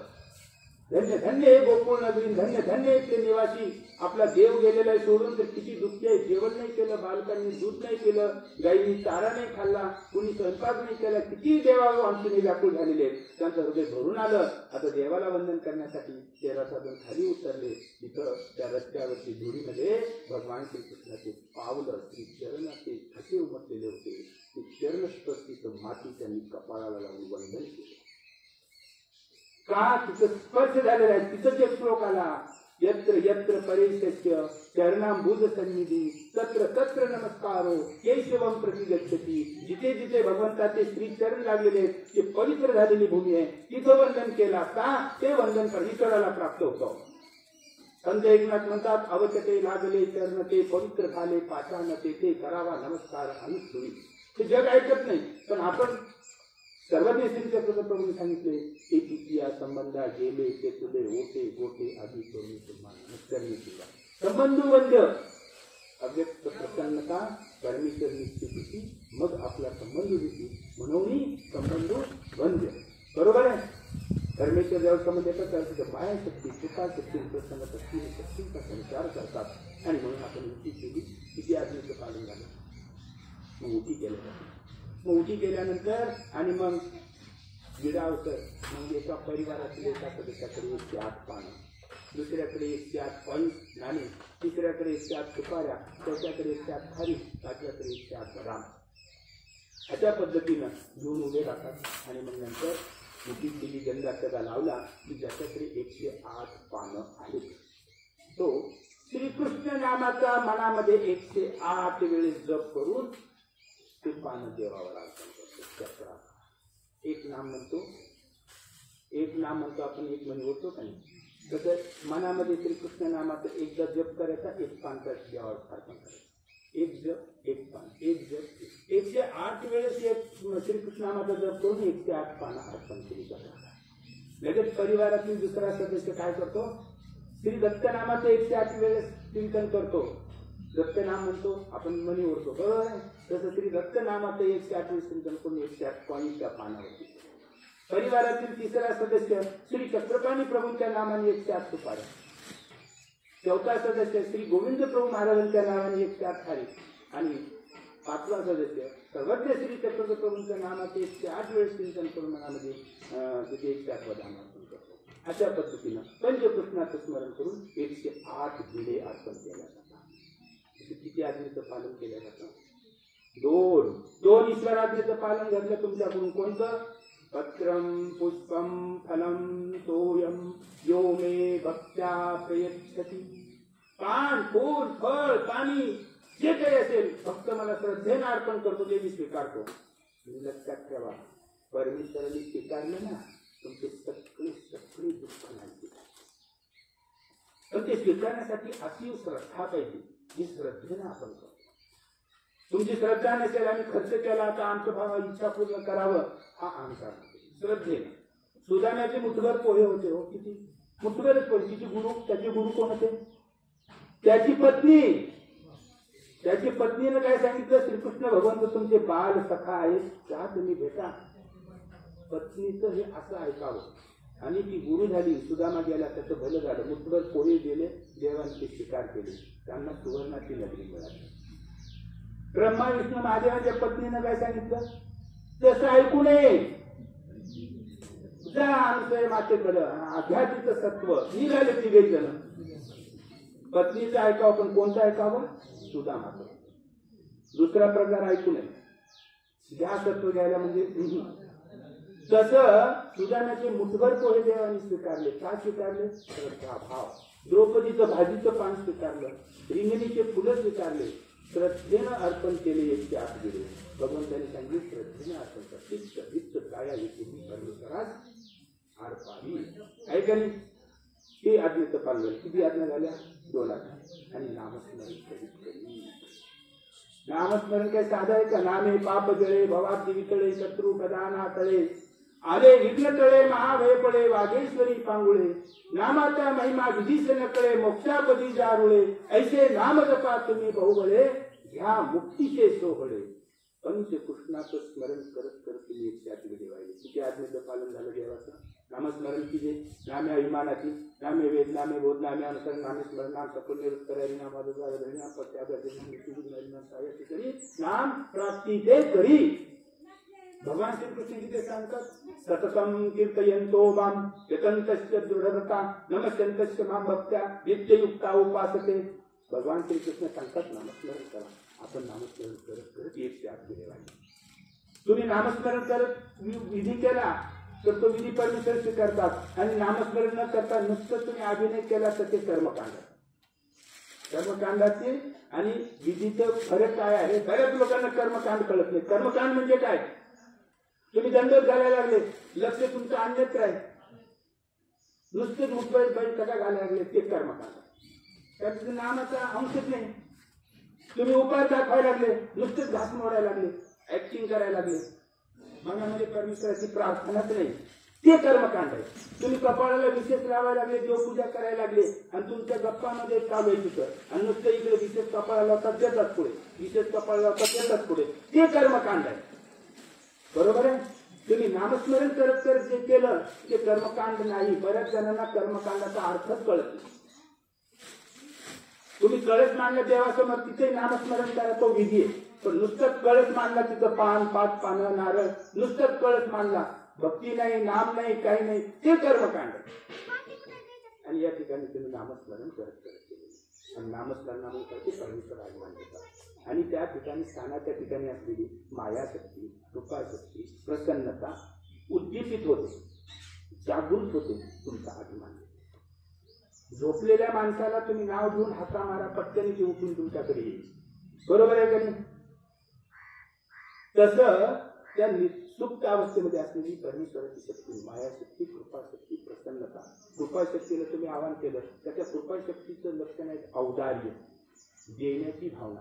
मग किती देऊ या भक्ताला, किती नाही असं होऊन जातं. द्रौपदीनं भाजीचं पान दिलं, भक्तिभाव पाहून देवाने 88,000 ऋषींना भोजन दिलं. ऐकलं तुम्ही उपाय दाखवताना म्हणताय ना, जसं द्रौपदीचं भाजीचं त्या पद्धतीनं तुम्ही 108 वेळे वाहिले. तिथं आणखीन 2 आज्ञेचं पान झालं, नामस्मरण करणे आणि ईश्वराला वेळे वाहिले. त्याच्यानंतर मग विडावसर झाला, 5 वेळे घेऊन प्रदक्षिणा घालून ते ठेवले. आणि त्याच्यानंतर ब्रह्मविद्याशास्त्राचं श्रवण आणि पठण. ब्रह्मविद्याशास्त्र सूत्रपाठ, ब्रह्मविद्या आणि महावाक्य. आम्ही बालपणापासून गुरुच्या सान्निध्यात राहून, भिक्षेचं अन्न खाऊन, गुरुच्या आज्ञेत राहून आणि आम्ही ते प्राप्त केले. जे ब्रह्मविद्याशास्त्र भिक्षेचं अन्न खाऊन आणि गुरुच्या सान्निध्यात राहून प्राप्त केले, त्याच्यामध्ये 100% ऊर्जा असते. किती? 100% ऊर्जा असते. तुम्ही ग्रस्त लोक सुद्धा ब्रह्मविद्या अभ्यास करता, पण भूक लागली की आपल्या कमाईचं खाता का भिक्षेचं खाता? आहे का हिंमत भिक्षा मागायची? तुम्ही भिक्षा मागून दाखवा, जिंकले. तुम्ही ब्रह्मविद्या ऐकता आणि ब्रह्मविद्या अभ्यास करता. जे साधूला माहिती ते तुम्हाला माहिती, कदाचित साधूपेक्षा जास्त माहिती आहे तुम्हाला, पण तुमच्या ज्ञानामध्ये 50% ऊर्जा. किती? कारण तुम्ही अमृत खाऊन राहते. श्री चक्रधर प्रभू सांगतात, भिक्षांनामध्ये काय आहे? अमृत आहे. जे अमृत पितात तेच अमर होतील ना. ग्रस्ताश्रमामध्ये तुम्ही काय करता? भिक्षा मागत नाही. म्हणून तुमचं ब्रह्मविद्या ज्ञानाची 50% ऊर्जा माहिती आहे तुम्हाला, साधूच्या बरोबरीनं माहिती आहे, परंतु ऊर्जा नाही, त्याच्यामध्ये शक्ती नाही. गुरुच्या प्रसन्नतेनं, गुरुच्या आज्ञेनं, ही एक तपस्या आहे. गुरुच्या आज्ञेत सेवा धर्म फार मोठा आहे. काय करावं समजत नाही सेवा धर्मामध्ये. जास्त बोलायला लागलं तर म्हणतात बडबड आहे, गप्पत बसला तर म्हणतात भूमी आहे, जवळ बसला तर नाहीच आहे, दूर बसला तर याला काहीच नाही. सेवा धर्मच फार कठीण आहे का नाही? आणि गुरुच्या सान्निध्यात राहून त्यांची प्रसन्नता मिळवणं हे ब्रह्मविद्या प्राप्त करण्याचे 1000 पटीचे कष्ट आहेत. तुम्ही गुरुच्या आज्ञेत राहून बघा, तुम्हाला वाटते त्यावेळेस बोलवतील, तुम्हाला हजर राहावं लागते. झोपलेले असेल तर पळत जावं लागतं, आहे का नाही? पळत आला करायला लागला तर चुकला तर बोलणे खावे लागतात.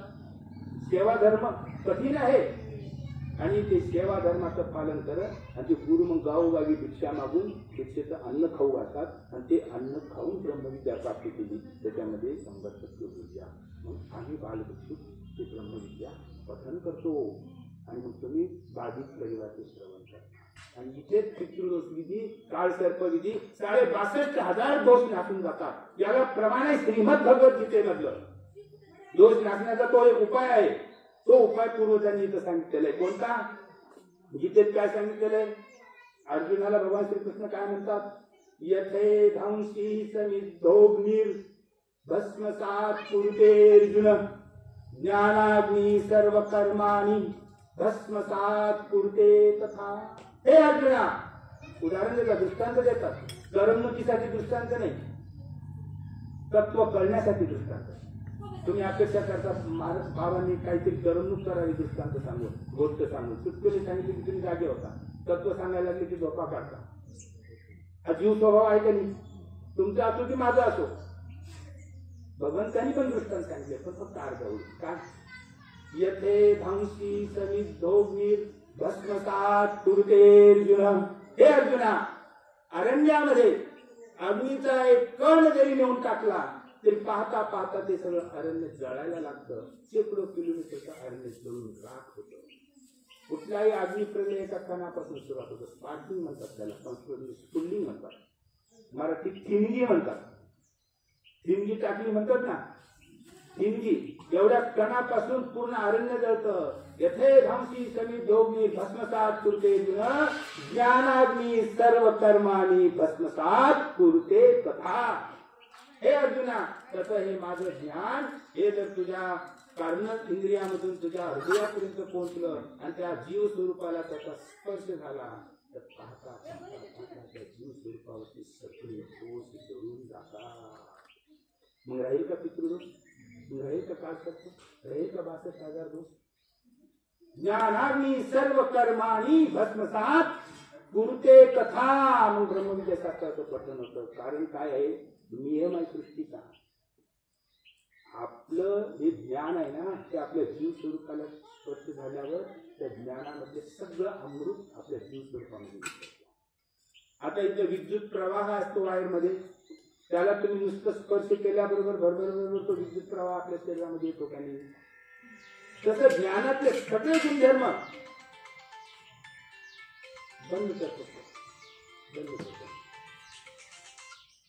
ज्ञानाचे सर्व गुणधर्म त्या जीव स्वरूपामध्ये मिसळून आणि ते सत्य गुणात काय होतं ते जीव स्वरूप सिद्ध होतं. ज्ञानाची सर्व कर्मानी भस्मसात कुरुते कथा. म्हणून या अन्य लोकांमध्ये ज्ञानाला अग्नीला गुरु मानते, अग्नीला फेरे देतात. पण अग्नी म्हणजे हा अग्नी नाही. कोणता अग्नी? ज्ञानाचा अग्नी. आम्ही गैरसमज करून बसलो.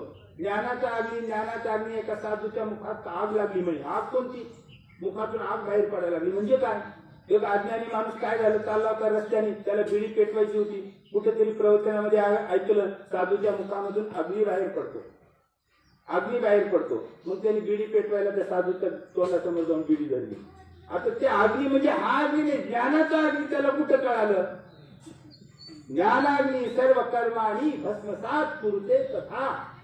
हे ज्ञानाचा अग्नी आहे आणि त्या अग्नीने आपल्याला दोष नासायचो. म्हणून आपण या ठिकाणी ब्रह्मविद्या आणि महावाक्याचं श्रवण करतो, आम्ही पठण करतो, तुम्ही ते श्रवण करता. बरोबर 12 वाजेपर्यंत ब्रह्मविद्या शास्त्र पुढे गेले तर त्याच्यामध्ये काय. आणि मग बरोबर 12 वाजता श्री दत्तात्रय प्रभू कोल्हापूरला दीक्षा मागून 45 वर्षा गंगेच्या पात्रात येऊन आरोग्यना करतात. आणि आरोग्यना करत असताना त्या ठिकाणी त्या जीवांना सुखानंद देतात ज्यांनी दीक्षा वाढली त्यांना. आणि त्यावेळेस भिक्षा देणारे उपाय दाखवणाऱ्याच्या जीवनात आनंदाची दिवाळी होती. ही 108 कापूर आपण लावणार. तुम्ही आणलेत ना कापूर? 108 कापूर आणलेत त्यांनी. मग कापूर लावून आरती करतो. आणि त्यानंतर दही भात साखरेचे 2 उपाय. आता उपाय का दाखवावं बघा. तुम्ही सगळे उपाय दाखवता म्हणजे त्याचा अर्थ काय? काही जण म्हणतात की अन्न पदार्थ स्वयंपाक करताना जंतूंची हिंसा होऊन ते तमोगुणी बनतात. सत्वगुणी बनण्यासाठी उपाय दाखवावा लागतो. मग माझं त्यांना विचारणं आहे, मग दाखवण्यासाठी देवासमोर नेऊन ठेवावं लागतं की देव बसल्या ठिकाणी तुमच्या सगळ्या स्वयंपाकघरातून दृष्टी टाकून सगळं सत्वगुणी बनवेल ना. मग उपारच कागद घेऊन जातो तिथं. हे बी उत्तर आहे पण ते थोडक्यात आहे. 10% उपार त्याच्यासाठी दाखवतो.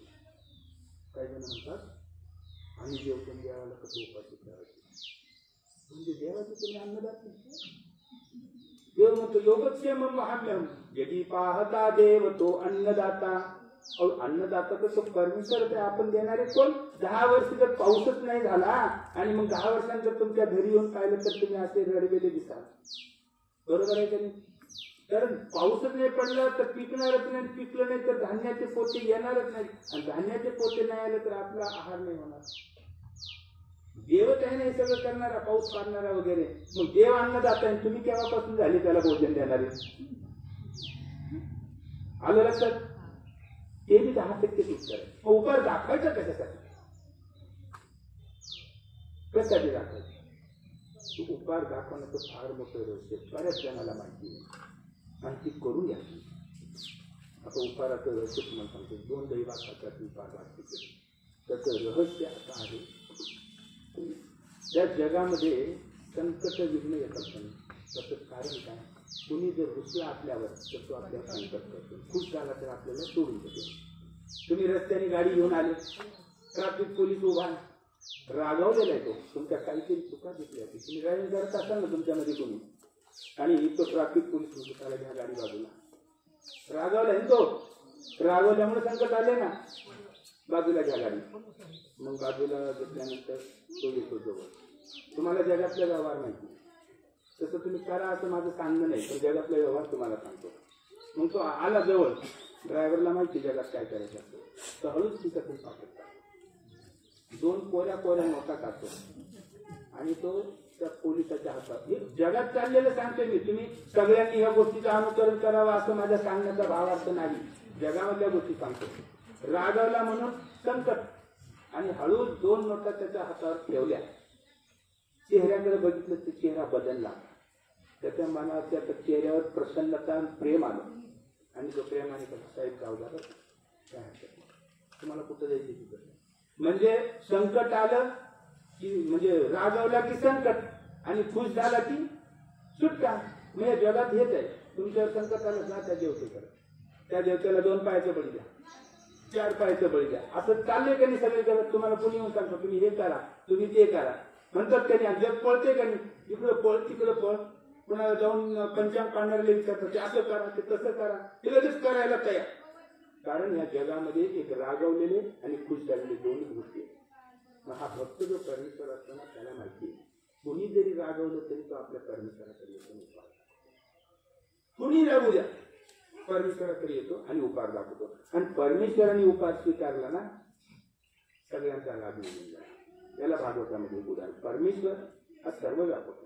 परमेश्वराच्या स्वरूपामध्ये सर्व देवी देवता आहेत. भक्त परमेश्वराकडे येतो उपहार दाखवतो. भागवतामध्ये एक कथा आहे, तुम्हाला ते सांगितले की उपहार का दाखवायचा हे लक्षात येईल. बाळ श्रीकृष्ण आपल्या सवंगड्यांना घेऊन यमुना नदीवरती एक डोह होता, त्याला कालिया डोह म्हणायचे. कालिया नावाचा साप राहत होता, अत्यंत विषारी. तिथे गेलेला कोणी जिवंत परत आलेला नव्हता. आणि तिकडेच गेले तिथे चेंडू खेळतात. खेळता खेळता चेंडू डोहात पडला. श्रीकृष्णाने तो चेंडू आणण्यासाठी उडी मारली.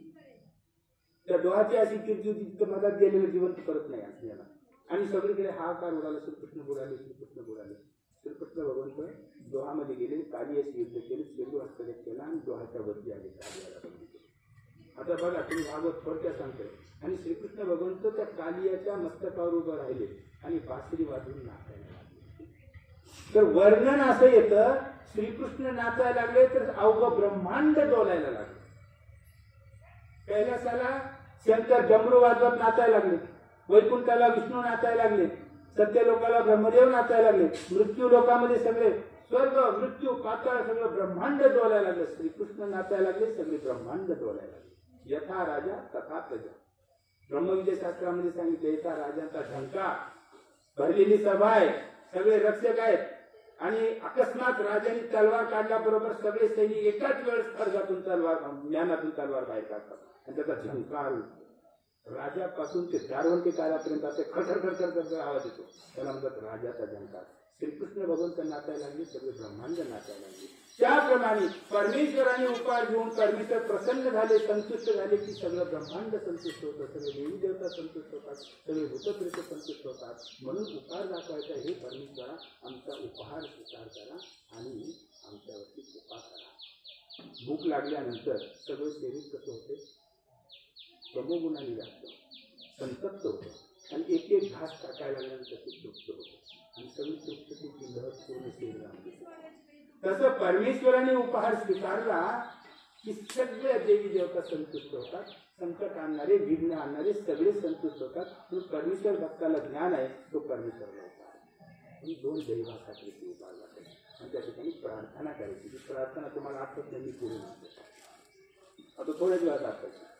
आणि ती प्रार्थना अशी असते की हे परमेश्वरा, श्री चक्रधर प्रभू महाराज कोल्हापूरला भिक्षा मागून आत्मतीर्थ कोल्हापूरला हे श्री चक्रधर महाराज खनेपुरी ग्रामामध्ये भाविक श्रद्धावान भक्तांची तुम्ही भिक्षा स्वीकार केली आणि ती आरोग्याने केली. तसे हे खनेपुरीच्या देवा श्री चक्रधर महाराजला खनेपुरी ग्रामातील जशी भिक्षा स्वीकार केली तशी आमची गरुडाची भिक्षा स्वीकार करावी आणि आरोग्य. परत पुढे म्हणायचं, हे परमेश्वरा श्री दत्तात्रय महाराज कोल्हापूरला भिक्षा मागून आत्मतीर्थावरती आपण भिक्षा भोजन केलं तशी आमची गरुडाची भिक्षा.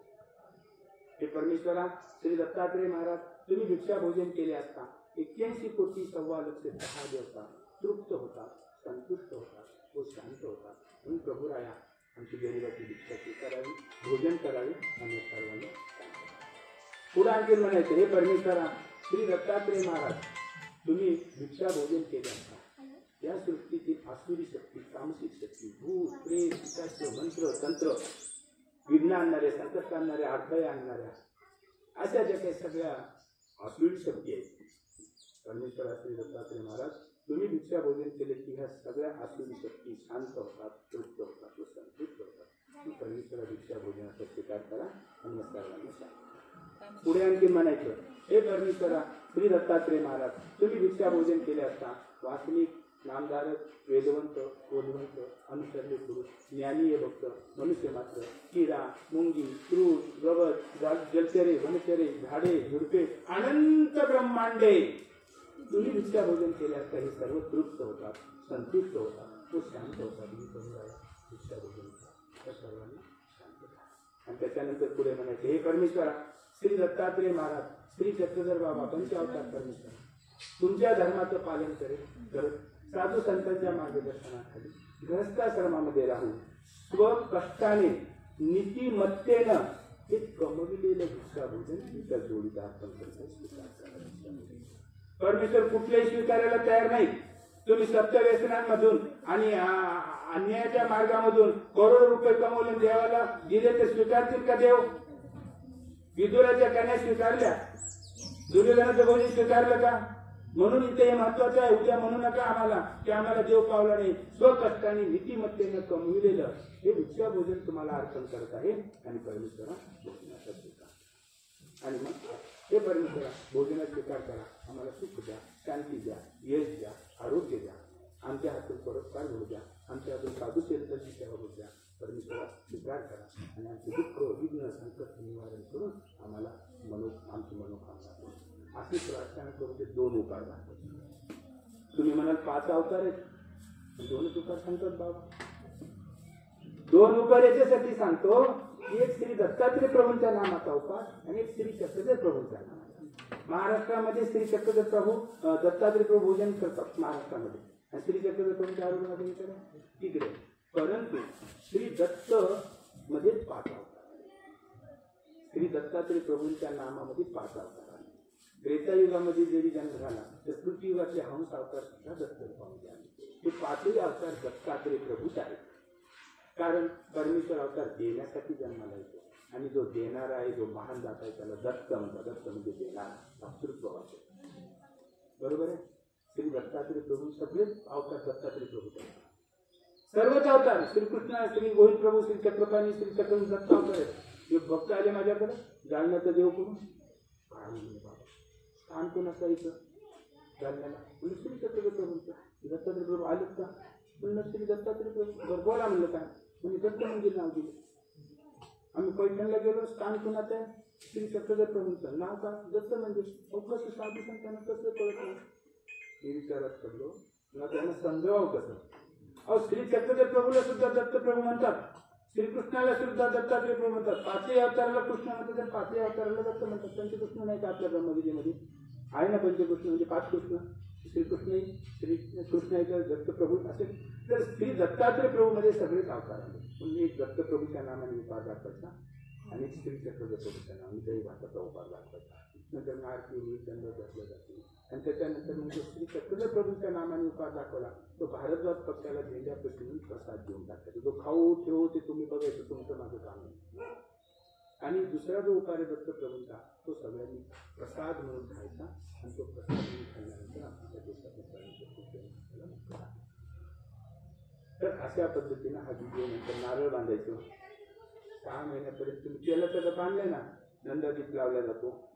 6 महिन्यापर्यंत उपायातच तुम्ही एखादी जेवण करायचं. हे सगळी विधी वेगवेगळी सांगा. तर अशा पद्धतीने ब्रह्मविद्या शास्त्रानुसार हा विधी आहे.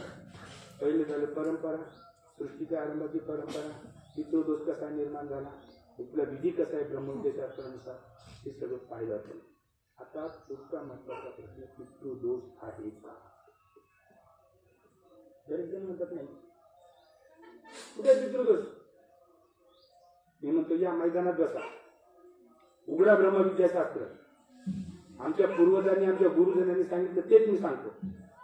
नाही कसा पितृदोष नाही म्हणजे सगळे लोक असतात, त्यांच्याकडे कशाला बघता? हे लोक तर सगळे श्रीकृष्णाला वैकुंठीचा अवतार म्हणतात, विष्णूचा अवतार म्हणतात, का नाही नारायणाचा अवतार म्हणतात. आम्ही भेटवून जातो. नाही, आमच्या ब्रह्मविद्येमध्ये सांगितलंय चैतन्य आपण परमेश्वर. बरोबर आहे ना? श्रीकृष्ण कोणाचे अवतार आहेत? परब्रह्म परमेश्वर. आम्हाला सोडून बाकी सगळे तर श्रीकृष्णाला देवतेचेच अवतार म्हणतात ना. आम्ही भेटवून जातो ते स्वीकारतो का? मग इथंच तुम्ही त्यांचं का स्वीकारता? पितृ तुम्हाला आहेत ना, पितृदोष आहेत. आता पितृदोष हे आत्म्याचा एक दोष आहे, त्या शरीराचा एक दोष आहे. आत्म्याचा पिता कोण आहे? परमेश्वर. प्रवचनाच्या आरंभी सांगितलेले गीतेतलं 14वा अध्याय 3रा व 4था श्लोक. अहम बीज प्रदपिता, मी बीज टाकणारा सर्वांचा पिता आहे. आम्ही त्यांची संतान आहोत आणि आम्ही संतान असताना आम्ही त्या परमेश्वराच्या आमच्या पित्याच्या आज्ञा फेटाळून लावल्या, मग आम्हाला दोष लागणार नाही का? ब्रह्मा विष्णू महादेव गेले बद्रिकाश्रमाला, गारांचा भात करून मागितला, त्या मातेनं दिला. त्याच्याही पुढे जाऊन काय म्हणतात ते, तू विवस्त्र होऊन भोजन वाटशील देवी तर आम्ही भोजन करू.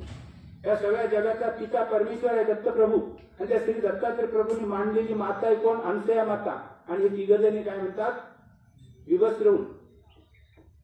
हा दोष लागला त्यांना आणि तात्काळ त्यांना बालतत्व प्राप्त झालं. सर्वात पहिले पितृदोष कोणाला लागला? त्या त्रिमूर्तींना. बालतत्व का झालं? परमेश्वराचा न्याय आहे ना. तुमच्या आमच्या मनुष्याच्या राज्यामध्ये आम्ही अन्याय करू शकेल एखाद्या वेळेस, माणसं करू शकतात. परमेश्वर अन्याय करते का? बालक का केलं त्यांना? कुठल्या दोषामुळे केलं? कुठल्या दोष आहे? त्या दोषाचं नाव सांगा. दोषाचं नाव असेल का नाही? तो दोष आहे आपल्या पित्या संबंधी उच्चारलेले शब्द. त्या देवीला अनुसया मातेला समजा विवस्त्र होऊन भोजन वाट, पण आपल्या बापाची माता त्या मातेला विवस्त्र बघण्याची इच्छा बोलून दाखवली, हा महादोष आहे. त्याच्यामुळे पितृदोष लागला. आणि मग त्यांच्या स्त्रिया रडत पडत आल्या. नंतर ती पिढी येते ना रडत पडत आल्या, काय म्हणतात? आमचे पती द्या. माता काय म्हणते? अनुसया, मी सामान्य जीव आहे, तो परमेश्वराच्या चरणी जातो, तो परमेश्वर तुम्हाला. आणि ते चरण धरून परमेश्वराची क्षमा म्हणजे तात्काळ पितृदोष नाहीसा झाला. ते मूळ रूपात प्रगट आहे का नाही? तुम्ही ऐकलंय का नाही? दोष लागला तर तो दोष कोणता? त्या दोषाची शिक्षा काय? बालकत्व प्राप्त झाले. आणि दोष क्षमा मागितली काय झाले? मूळ रूपात प्रगट झाले. हा पितृदोष. माझ्याकडे बघता आत्मा आहे, शरीर आहे. शरीराची माता पिता देहधारी जीव आहे. त्यांनी 9 महिने 9 दिवस आपल्या गर्भामध्ये वाढ वृद्धी केली ना. त्यांचे उपकार आहेत. त्यांच्या शरीरावरून आपण देवधर्म करताना तुम्ही इथं आले, तुमच्या माता पित्याच्या याच्यामुळे आले ना. शरीरच नसतं तर आले असते का? इथं मातेची उपकार आहेत, पित्याची उपकार आहेत. आणि त्या उपकाराची परतफेड कशी करायची? ते वृद्ध झालेले असताना त्यांच्या अंतिम काळामध्ये त्यांना अन्नोदक औषधोपचार सेवा करून त्या ऋणातून मुक्त होतं. प्रत्येकावरती ऋण आहे. आणि तुम्हाला ज्ञान आहे, तुम्ही सेवा करता, पण मागच्या अज्ञान देहामध्ये कधीतरी तुमच्या दारामध्ये माता पिता असताना तुम्ही त्यांना अन्नोदक पुरवलं नाही, त्यांची सेवा नाही केली, ते तळमळून तरपडून त्यांचं निधन झालं. आणि त्यामुळे तुम्हाला तो दोष लागला. त्या दोषाचं ओझं घेऊन या जन्मात आले. बरोबर आहे? जी कन्या आहे विवाह होऊन सासरी गेली, तिला माता पित्याच्या सेवेचं बंधन नाही. जो बालक आहे संन्यास घेऊन तो निघाला ईश्वराच्या शोधासाठी, त्याच्यावरही माता पित्याच्या सेवेचं बंधन नाही. परंतु जो बालक आहे त्याला प्रपंच आहे, घरदार आहे, मुलं बाळ पत्नी सर्व आहे, आणि त्याच्या दारामध्ये माता पिता आहेत. आणि त्यांनी जर त्याची माता पित्याची सेवा नाही केली तर त्यांना 100% पितृदोष लागणार. मागच्या जन्मामध्ये लागलेले आजही लागणार पितृदोष. आलं लक्षात? मग आता मागच्या अनंत जन्मातले दोष, तो पितृदोष त्याला आहे. या पितृदोषाचं ओझं आल्यामुळे संत्रस्त होतात. आलं लक्षात? पितृदोष आहे. एक तर परमेश्वरांनी जन्म दिला, कृतियुगामध्ये आपल्याला ज्ञान निरूपण केलं, आपण तिकडे दुर्लक्ष केलं. त्रेतायुगामध्ये ज्ञान निरूपण केलं, द्वापार युगामध्ये ज्ञान निरूपण केलं, आणि आताही ज्ञान निरूपण केलं, तरी आपण किती परमेश्वराचं ऐकतो? तो आपला बाप आहे ना. बापाला दुखावल्यावर दोष लागणार का नाही? तो दोष आम्हाला सगळ्यालाच आहे. त्याचा उपाय मी सांगितलं देवाने, ज्ञानाने सर्व कर्मांनी भस्मसात करते कथा. अशा पद्धतीने ते दोष या जीवाला लागले. किती दोष? 62,500 ओर जीव आपले मातागमन न देखील तरी गुरुनांची वेश्यागमन देखील, असे एक वचन आहे श्री चक्रधर प्रभूंच्या मुखामधलं, श्रीमुखामधलं. त्या वचनानुसार 65,500 दोष आमच्या आचार्यांनी सांगितलेले आहेत. आणि ते दोष आपल्याला त्या जन्मामध्ये दोष नाचण्याचा कोणाला अधिकार आहे? फक्त परमेश्वराला अधिकार, दुसरं कुणालाही नाही. रामायणामधलं तुम्हाला उदाहरण देऊ का? रामायणामधलं उदाहरण देतो, उत्तर रामायणामधलं उदाहरण देतो. जनक राजाची कन्या जानकी बाल्यावस्थेमध्ये असताना, पित्याच्या घरी असताना, रामायणामधलं उदाहरण आहे, सगळ्या जगामधलं हे उदाहरण आहे बरं का. जनक राजांची कन्या जानकी बाल्यावस्थेमध्ये असताना उद्यानामध्ये गेली खेळायला. तिथे एका झाडाच्या फांदीवरती एक पोपट आणि पोपटी बसलेले होते आणि जानकीला पाहून ती पोपटी आपल्या पोपटाला सांगू लागली पतीला की म्हणे ही जनक राजाची कन्या आहे आणि हिचा विवाह श्री रामचंद्राशी होणार आहे. हा संवाद सीतेनं ऐकला. आश्चर्य वाटलं. माझं भविष्य हिला कळालं. सेवकांना सांगितलं त्या जोडीला धरून आणा. सेवक धावले. या झाडावर त्या झाडावर फिरत राहिले, सापडले नाही. पण अंधार पडला की पक्षी आपल्या घरच्यात जाऊन बसतात. धरलं त्या सेवकांनी, आणलं आणि त्या सीतादेवीचं समजलं. घाबरलेले ते दोन्ही पाकलं, प्रचंड घाबरलेले. सीतादेवींनी विचारलं, हे पोपटी तुला कसं कळालं माझं भविष्य? तर ती म्हणाली, आम्ही रामायण वाल्मिकी ऋषीच्या आश्रममध्ये होतो, तिथं आम्हाला हे कळालं, मी ऐकलं म्हणून मी तुला सांगितलं. आता तरी सोडून दे. म्हणे नाही, म्हणे मला आणखी सगळंच भविष्य ऐकून घे. तू आता माझ्या महालामध्ये राहा, सोन्याच्या पिंजऱ्यामध्ये राहा, तुला मिष्टांना फळं दिली राहा. घाबरली ती पोपटी गर्भवती होती. घाबरले. पोपट म्हणाला, हे सीतादेवी सोडून दे. नाही म्हणे, तुला एक वेळ सोडून देत पण त्याला सोडणार नाही. आणि मग ते ऐकून ती पोपटी थर कापली आणि लगेच तिचं प्राण झाले. गर्भवती होती ती पोपटी, मरण पावली. मरण पावल्यानंतर तो पोपट दुःखी झाला आणि तो पोपट म्हणाला, हे देवी तू बरं नाही केलं. तू सुद्धा गर्भवती असताना श्रीराम सुद्धा तुला आणि तो पोपट गेला. दोन पाखराच्या हिंसेचा दोष लागला. दोन पाखराची हिंसा, मरण पावले ना ते दोन पाखरं मेले. पुढं काळ गेला आणि त्यानंतर अयोध्येच्या त्या ठिकाणी श्रीराम रावणांचा वध केला, जिंकून आले. अयोध्येमध्ये असताना गर्भवती असताना सीता आणि तो पोपट धोबी म्हणून तिथे जन्माला. काय धोबी म्हणून जन्माला आला आणि त्यांनी सांगितलं. आणि त्याचं ऐकून श्री रामचंद्रांनी लक्ष्मणाला आज्ञा केली, सीतेला अरण्यात घेऊन तो, जिथं वाघ आहे, सिंह आहे, अजगर आहे, भयानक साप आहे, तिथे नेऊन सोड, तिथे शाश्वती नाही जगण्याची. आणि लक्ष्मणाने त्या अरण्यामध्ये. प्रश्न असा उपस्थित होतो की दोन पाखराची हत्या, सीतादेवी इतकं जवळ श्रीरामाचं कोण होतं? श्रीरामाच्या जवळ एक कनिष्ठ अर्धांगिनी म्हणून सीतादेवी, पण सीतादेवीच्या दोन पाखराच्या हिंसेचं दोष सुद्धा श्रीरामचंद्रांना असू शकतो नाही. तिला भोग भोगावाच लागेल. कुठे नेऊन सोडलं? अरण्यामध्ये. म्हणजे देवी देवता सुद्धा तुमचा दोष चुकवू शकणार नाहीत. आणि मग तिथे नेऊन सोडला. आता पुढची कथा काय सांगते बघा. तिथं फलस्त नावाचे एक ऋषी होते आणि ते श्री दत्तात्रय प्रभूंचे परमभक्त होते. प्राचीन ऋषी श्री दत्तात्रय प्रभूंचे भक्त आहेत. आणि सीतादेवी तिथं परिभ्रमण करीत असताना आणि दुःखामध्ये असताना, व्याकुळ असताना त्या फलस्त ऋषींनी त्या देवींना आपल्या आश्रमात नेलं आणि तिथे आश्रय दिला. आणि त्या ठिकाणी लव आणि कुश हे दोन पुत्र जन्माला आले. आलं लक्षात? दोन पाखराच्या हत्येमुळे एवढं सगळं घडलं. परमेश्वरू एकू सोडविता, परमेश्वर सोडवणारे दोष माफ करण्याचा कोणाला दुसऱ्याला अधिकार नाही. श्री चक्रधर स्वामी सांगतात, जीव अर्जक, देवता फळदाती, चैतन्य व्यापारते, परमेश्वर उद्देशिता, चारींकडे व्यापार ठरलेला आहे. जीवानी पाप किंवा पुण्य जोडायचं आणि त्यांनी जसं जसं जोडले तसं फळ भोगवण्याचं काम देवता करतात आणि सोडवण्याचं काम परमेश्वर करतात. देवता तुम्हाला एका कणात जरी माफ करू शकणार नाही. आणि मग त्या ठिकाणी फलस्त ऋषींच्या आश्रमात दोन पुत्र झाले, लव आणि कुश. आणि मग तिथे पुढे चालून राक्षसी यज्ञाचा घोडा त्यांनी अडवला. घनघोर युद्ध झालं. श्रीराम आले तिथं आणि श्रीरामाच्या त्या पुत्राची ओळख पटली आणि श्रीराम म्हणाले, देवी झाले गेले विसरून, आता पुत्र. सीतादेवीने नकार दिला आणि तिथं जमीन दुडवली आणि त्या जमिनीमध्ये सीतादेवी अंतर्धान पावल्या. ऐकलं ना रामायण? आणि तेव्हापासूनच मानगाव पंथामध्ये जमिनीमध्ये पुरण्याची प्रथा लागली.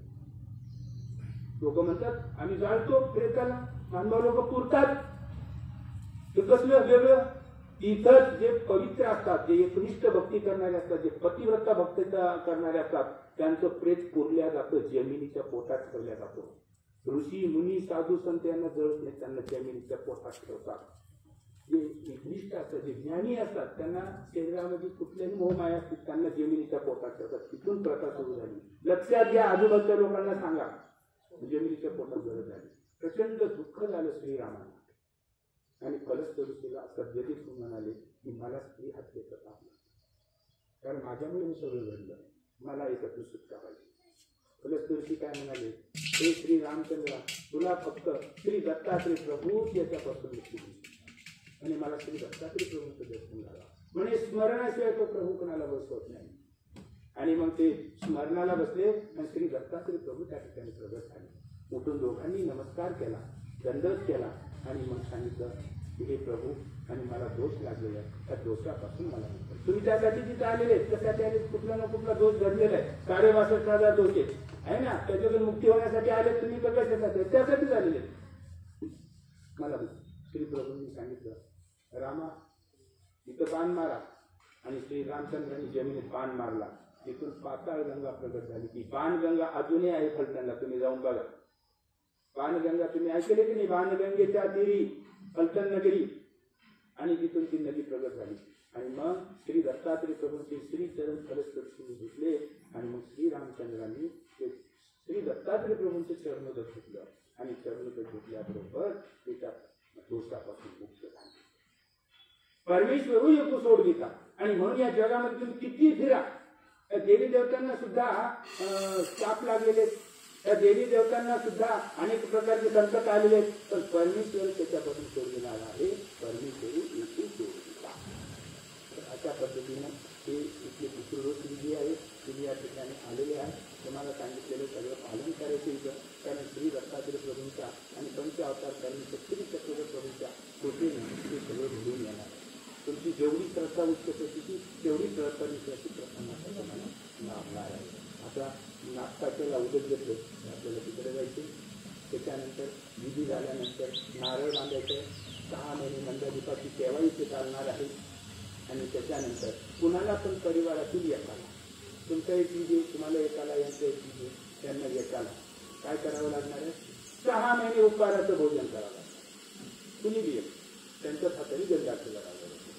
तर तुमच्या परिवारातून कोण करेल 6 महिने उपहाराचं ताटच जेवायची? कोण आलेले? तुम्ही करणार. तुम्ही बाहेर जरी गेलं तरी उपहाराचं जेवण करावं लागेल 6 महिने. त्याला व्रत म्हणत नाही, आपल्यामध्ये व्रत वैकल्य नाही, पण अर्थ समजण्यासाठी हे व्रत तुम्हाला शब्द वापरतो करावं लागेल. तुम्हाला हे जरी लागलं, सोप जरी खायची असली तर एवढी 1 किलो सोप आणून देवाला उपहार दाखवायचे, एका डब्यामध्ये भरायचं, महिनाभर 2 महिने खायचे. फळं जरी आणले तर देवाला उपहार दाखवायचं, तेच फळं खायचे. भोजन ताट वाढून घ्यायचं. देवापेक्षा उपहार तुम्हाला 2 पोळ्याचा आहार असेल तुमचा, तर 3 पोळ्याचा सांगा उघडतात, 2 पोळ्याचा आहार. तर 2 पोळ्या, आणि तुम्हाला जर 2.5 खावी लागली तर तिथून घ्यायची नाही. तुम्हाला 2च्या ठिकाणी 4 पोळ्या घ्या. तुमचं जेवण करा, 2 पोळ्या उरल्या बाकी त्यांना खाता येईल. संध्याकाळी सुद्धा तसं. तुम्ही कुठे गेले पाहुण्यांकडे आणि म्हणजे आता काय करू, पाहुण्यांनी ताट वाढलं. पाहुण्यांना तुमचा नियम काय माहिती? ते ताट घ्यायचं, कुठलेही ताट घ्यायला काय हरकत नाही. ताट घ्यायचं, देवपूजेसमोर उपहार दाखवायचा, विधीपूर्वक संकल्प सोडायचा, 5 ग्लास मोडायचे, आणि मग भोजन करायचं. त्यांनी चहा आणला, तुम्ही आठवण करून द्यायची त्यांना, तुमचा व्रत आहे म्हणून का. चहा आणला तरी ते देवाच्या समोर ठेवून संकल्प सोडून अर्पण करून ते प्रसादातच भोजन करायचं. तुम्ही फळं आणून दिले तर लगेच अनावधानाने देवापुढे उपहार दाखवून करते. 6 महिने करायचे तुम्हाला. ते कुणी बी एक व्रत करायचं, मग त्यांच्या हाताने सुरुवात होते. तुमच्यापैकी कोण करणार आहे? कोण करणार आहे? त्यात तुम्ही करता ना. काही असलं, फक्त पाण्याच्या वेळेस श्रीकृष्ण अर्पण म्हणायचं पाणी पिताना. पण घन पदार्थ असतील ना तर तुम्हाला उपहार दाखवलेलं. तुम्ही म्हणतात त्यांनी उपहार दाखवलं, मी खातो नाही. त्यांनी उपहार जरी दाखवला तरी तुम्ही ते उपहाराचं ताट तुम्हाला घ्यावं लागणार. आणि संध्याकाळी म्हणतात तुम्ही त्याचा तिळाचा उपहार कसा दाखवावा, तर सकाळी तुम्ही 4 पोळ्या का 5 पोळ्या उपहारात ठेवा, 2 पोळ्या सकाळी खाऊन उरलेल्या पोळ्या संध्याकाळी खा. तर उपहारातच जेवण करायचं. तुम्ही त्यांना आठवण करून द्यायची, तुम्ही आठवणीनं करायचं, बरं का. गोपाल कृष्ण महाराज की जय, श्री दत्तात्रेय महाराज की जय, श्री चक्रपाणी महाराज की जय, श्री गोविंद प्रभु महाराज की जय, सर्वज्ञ श्री चक्रधर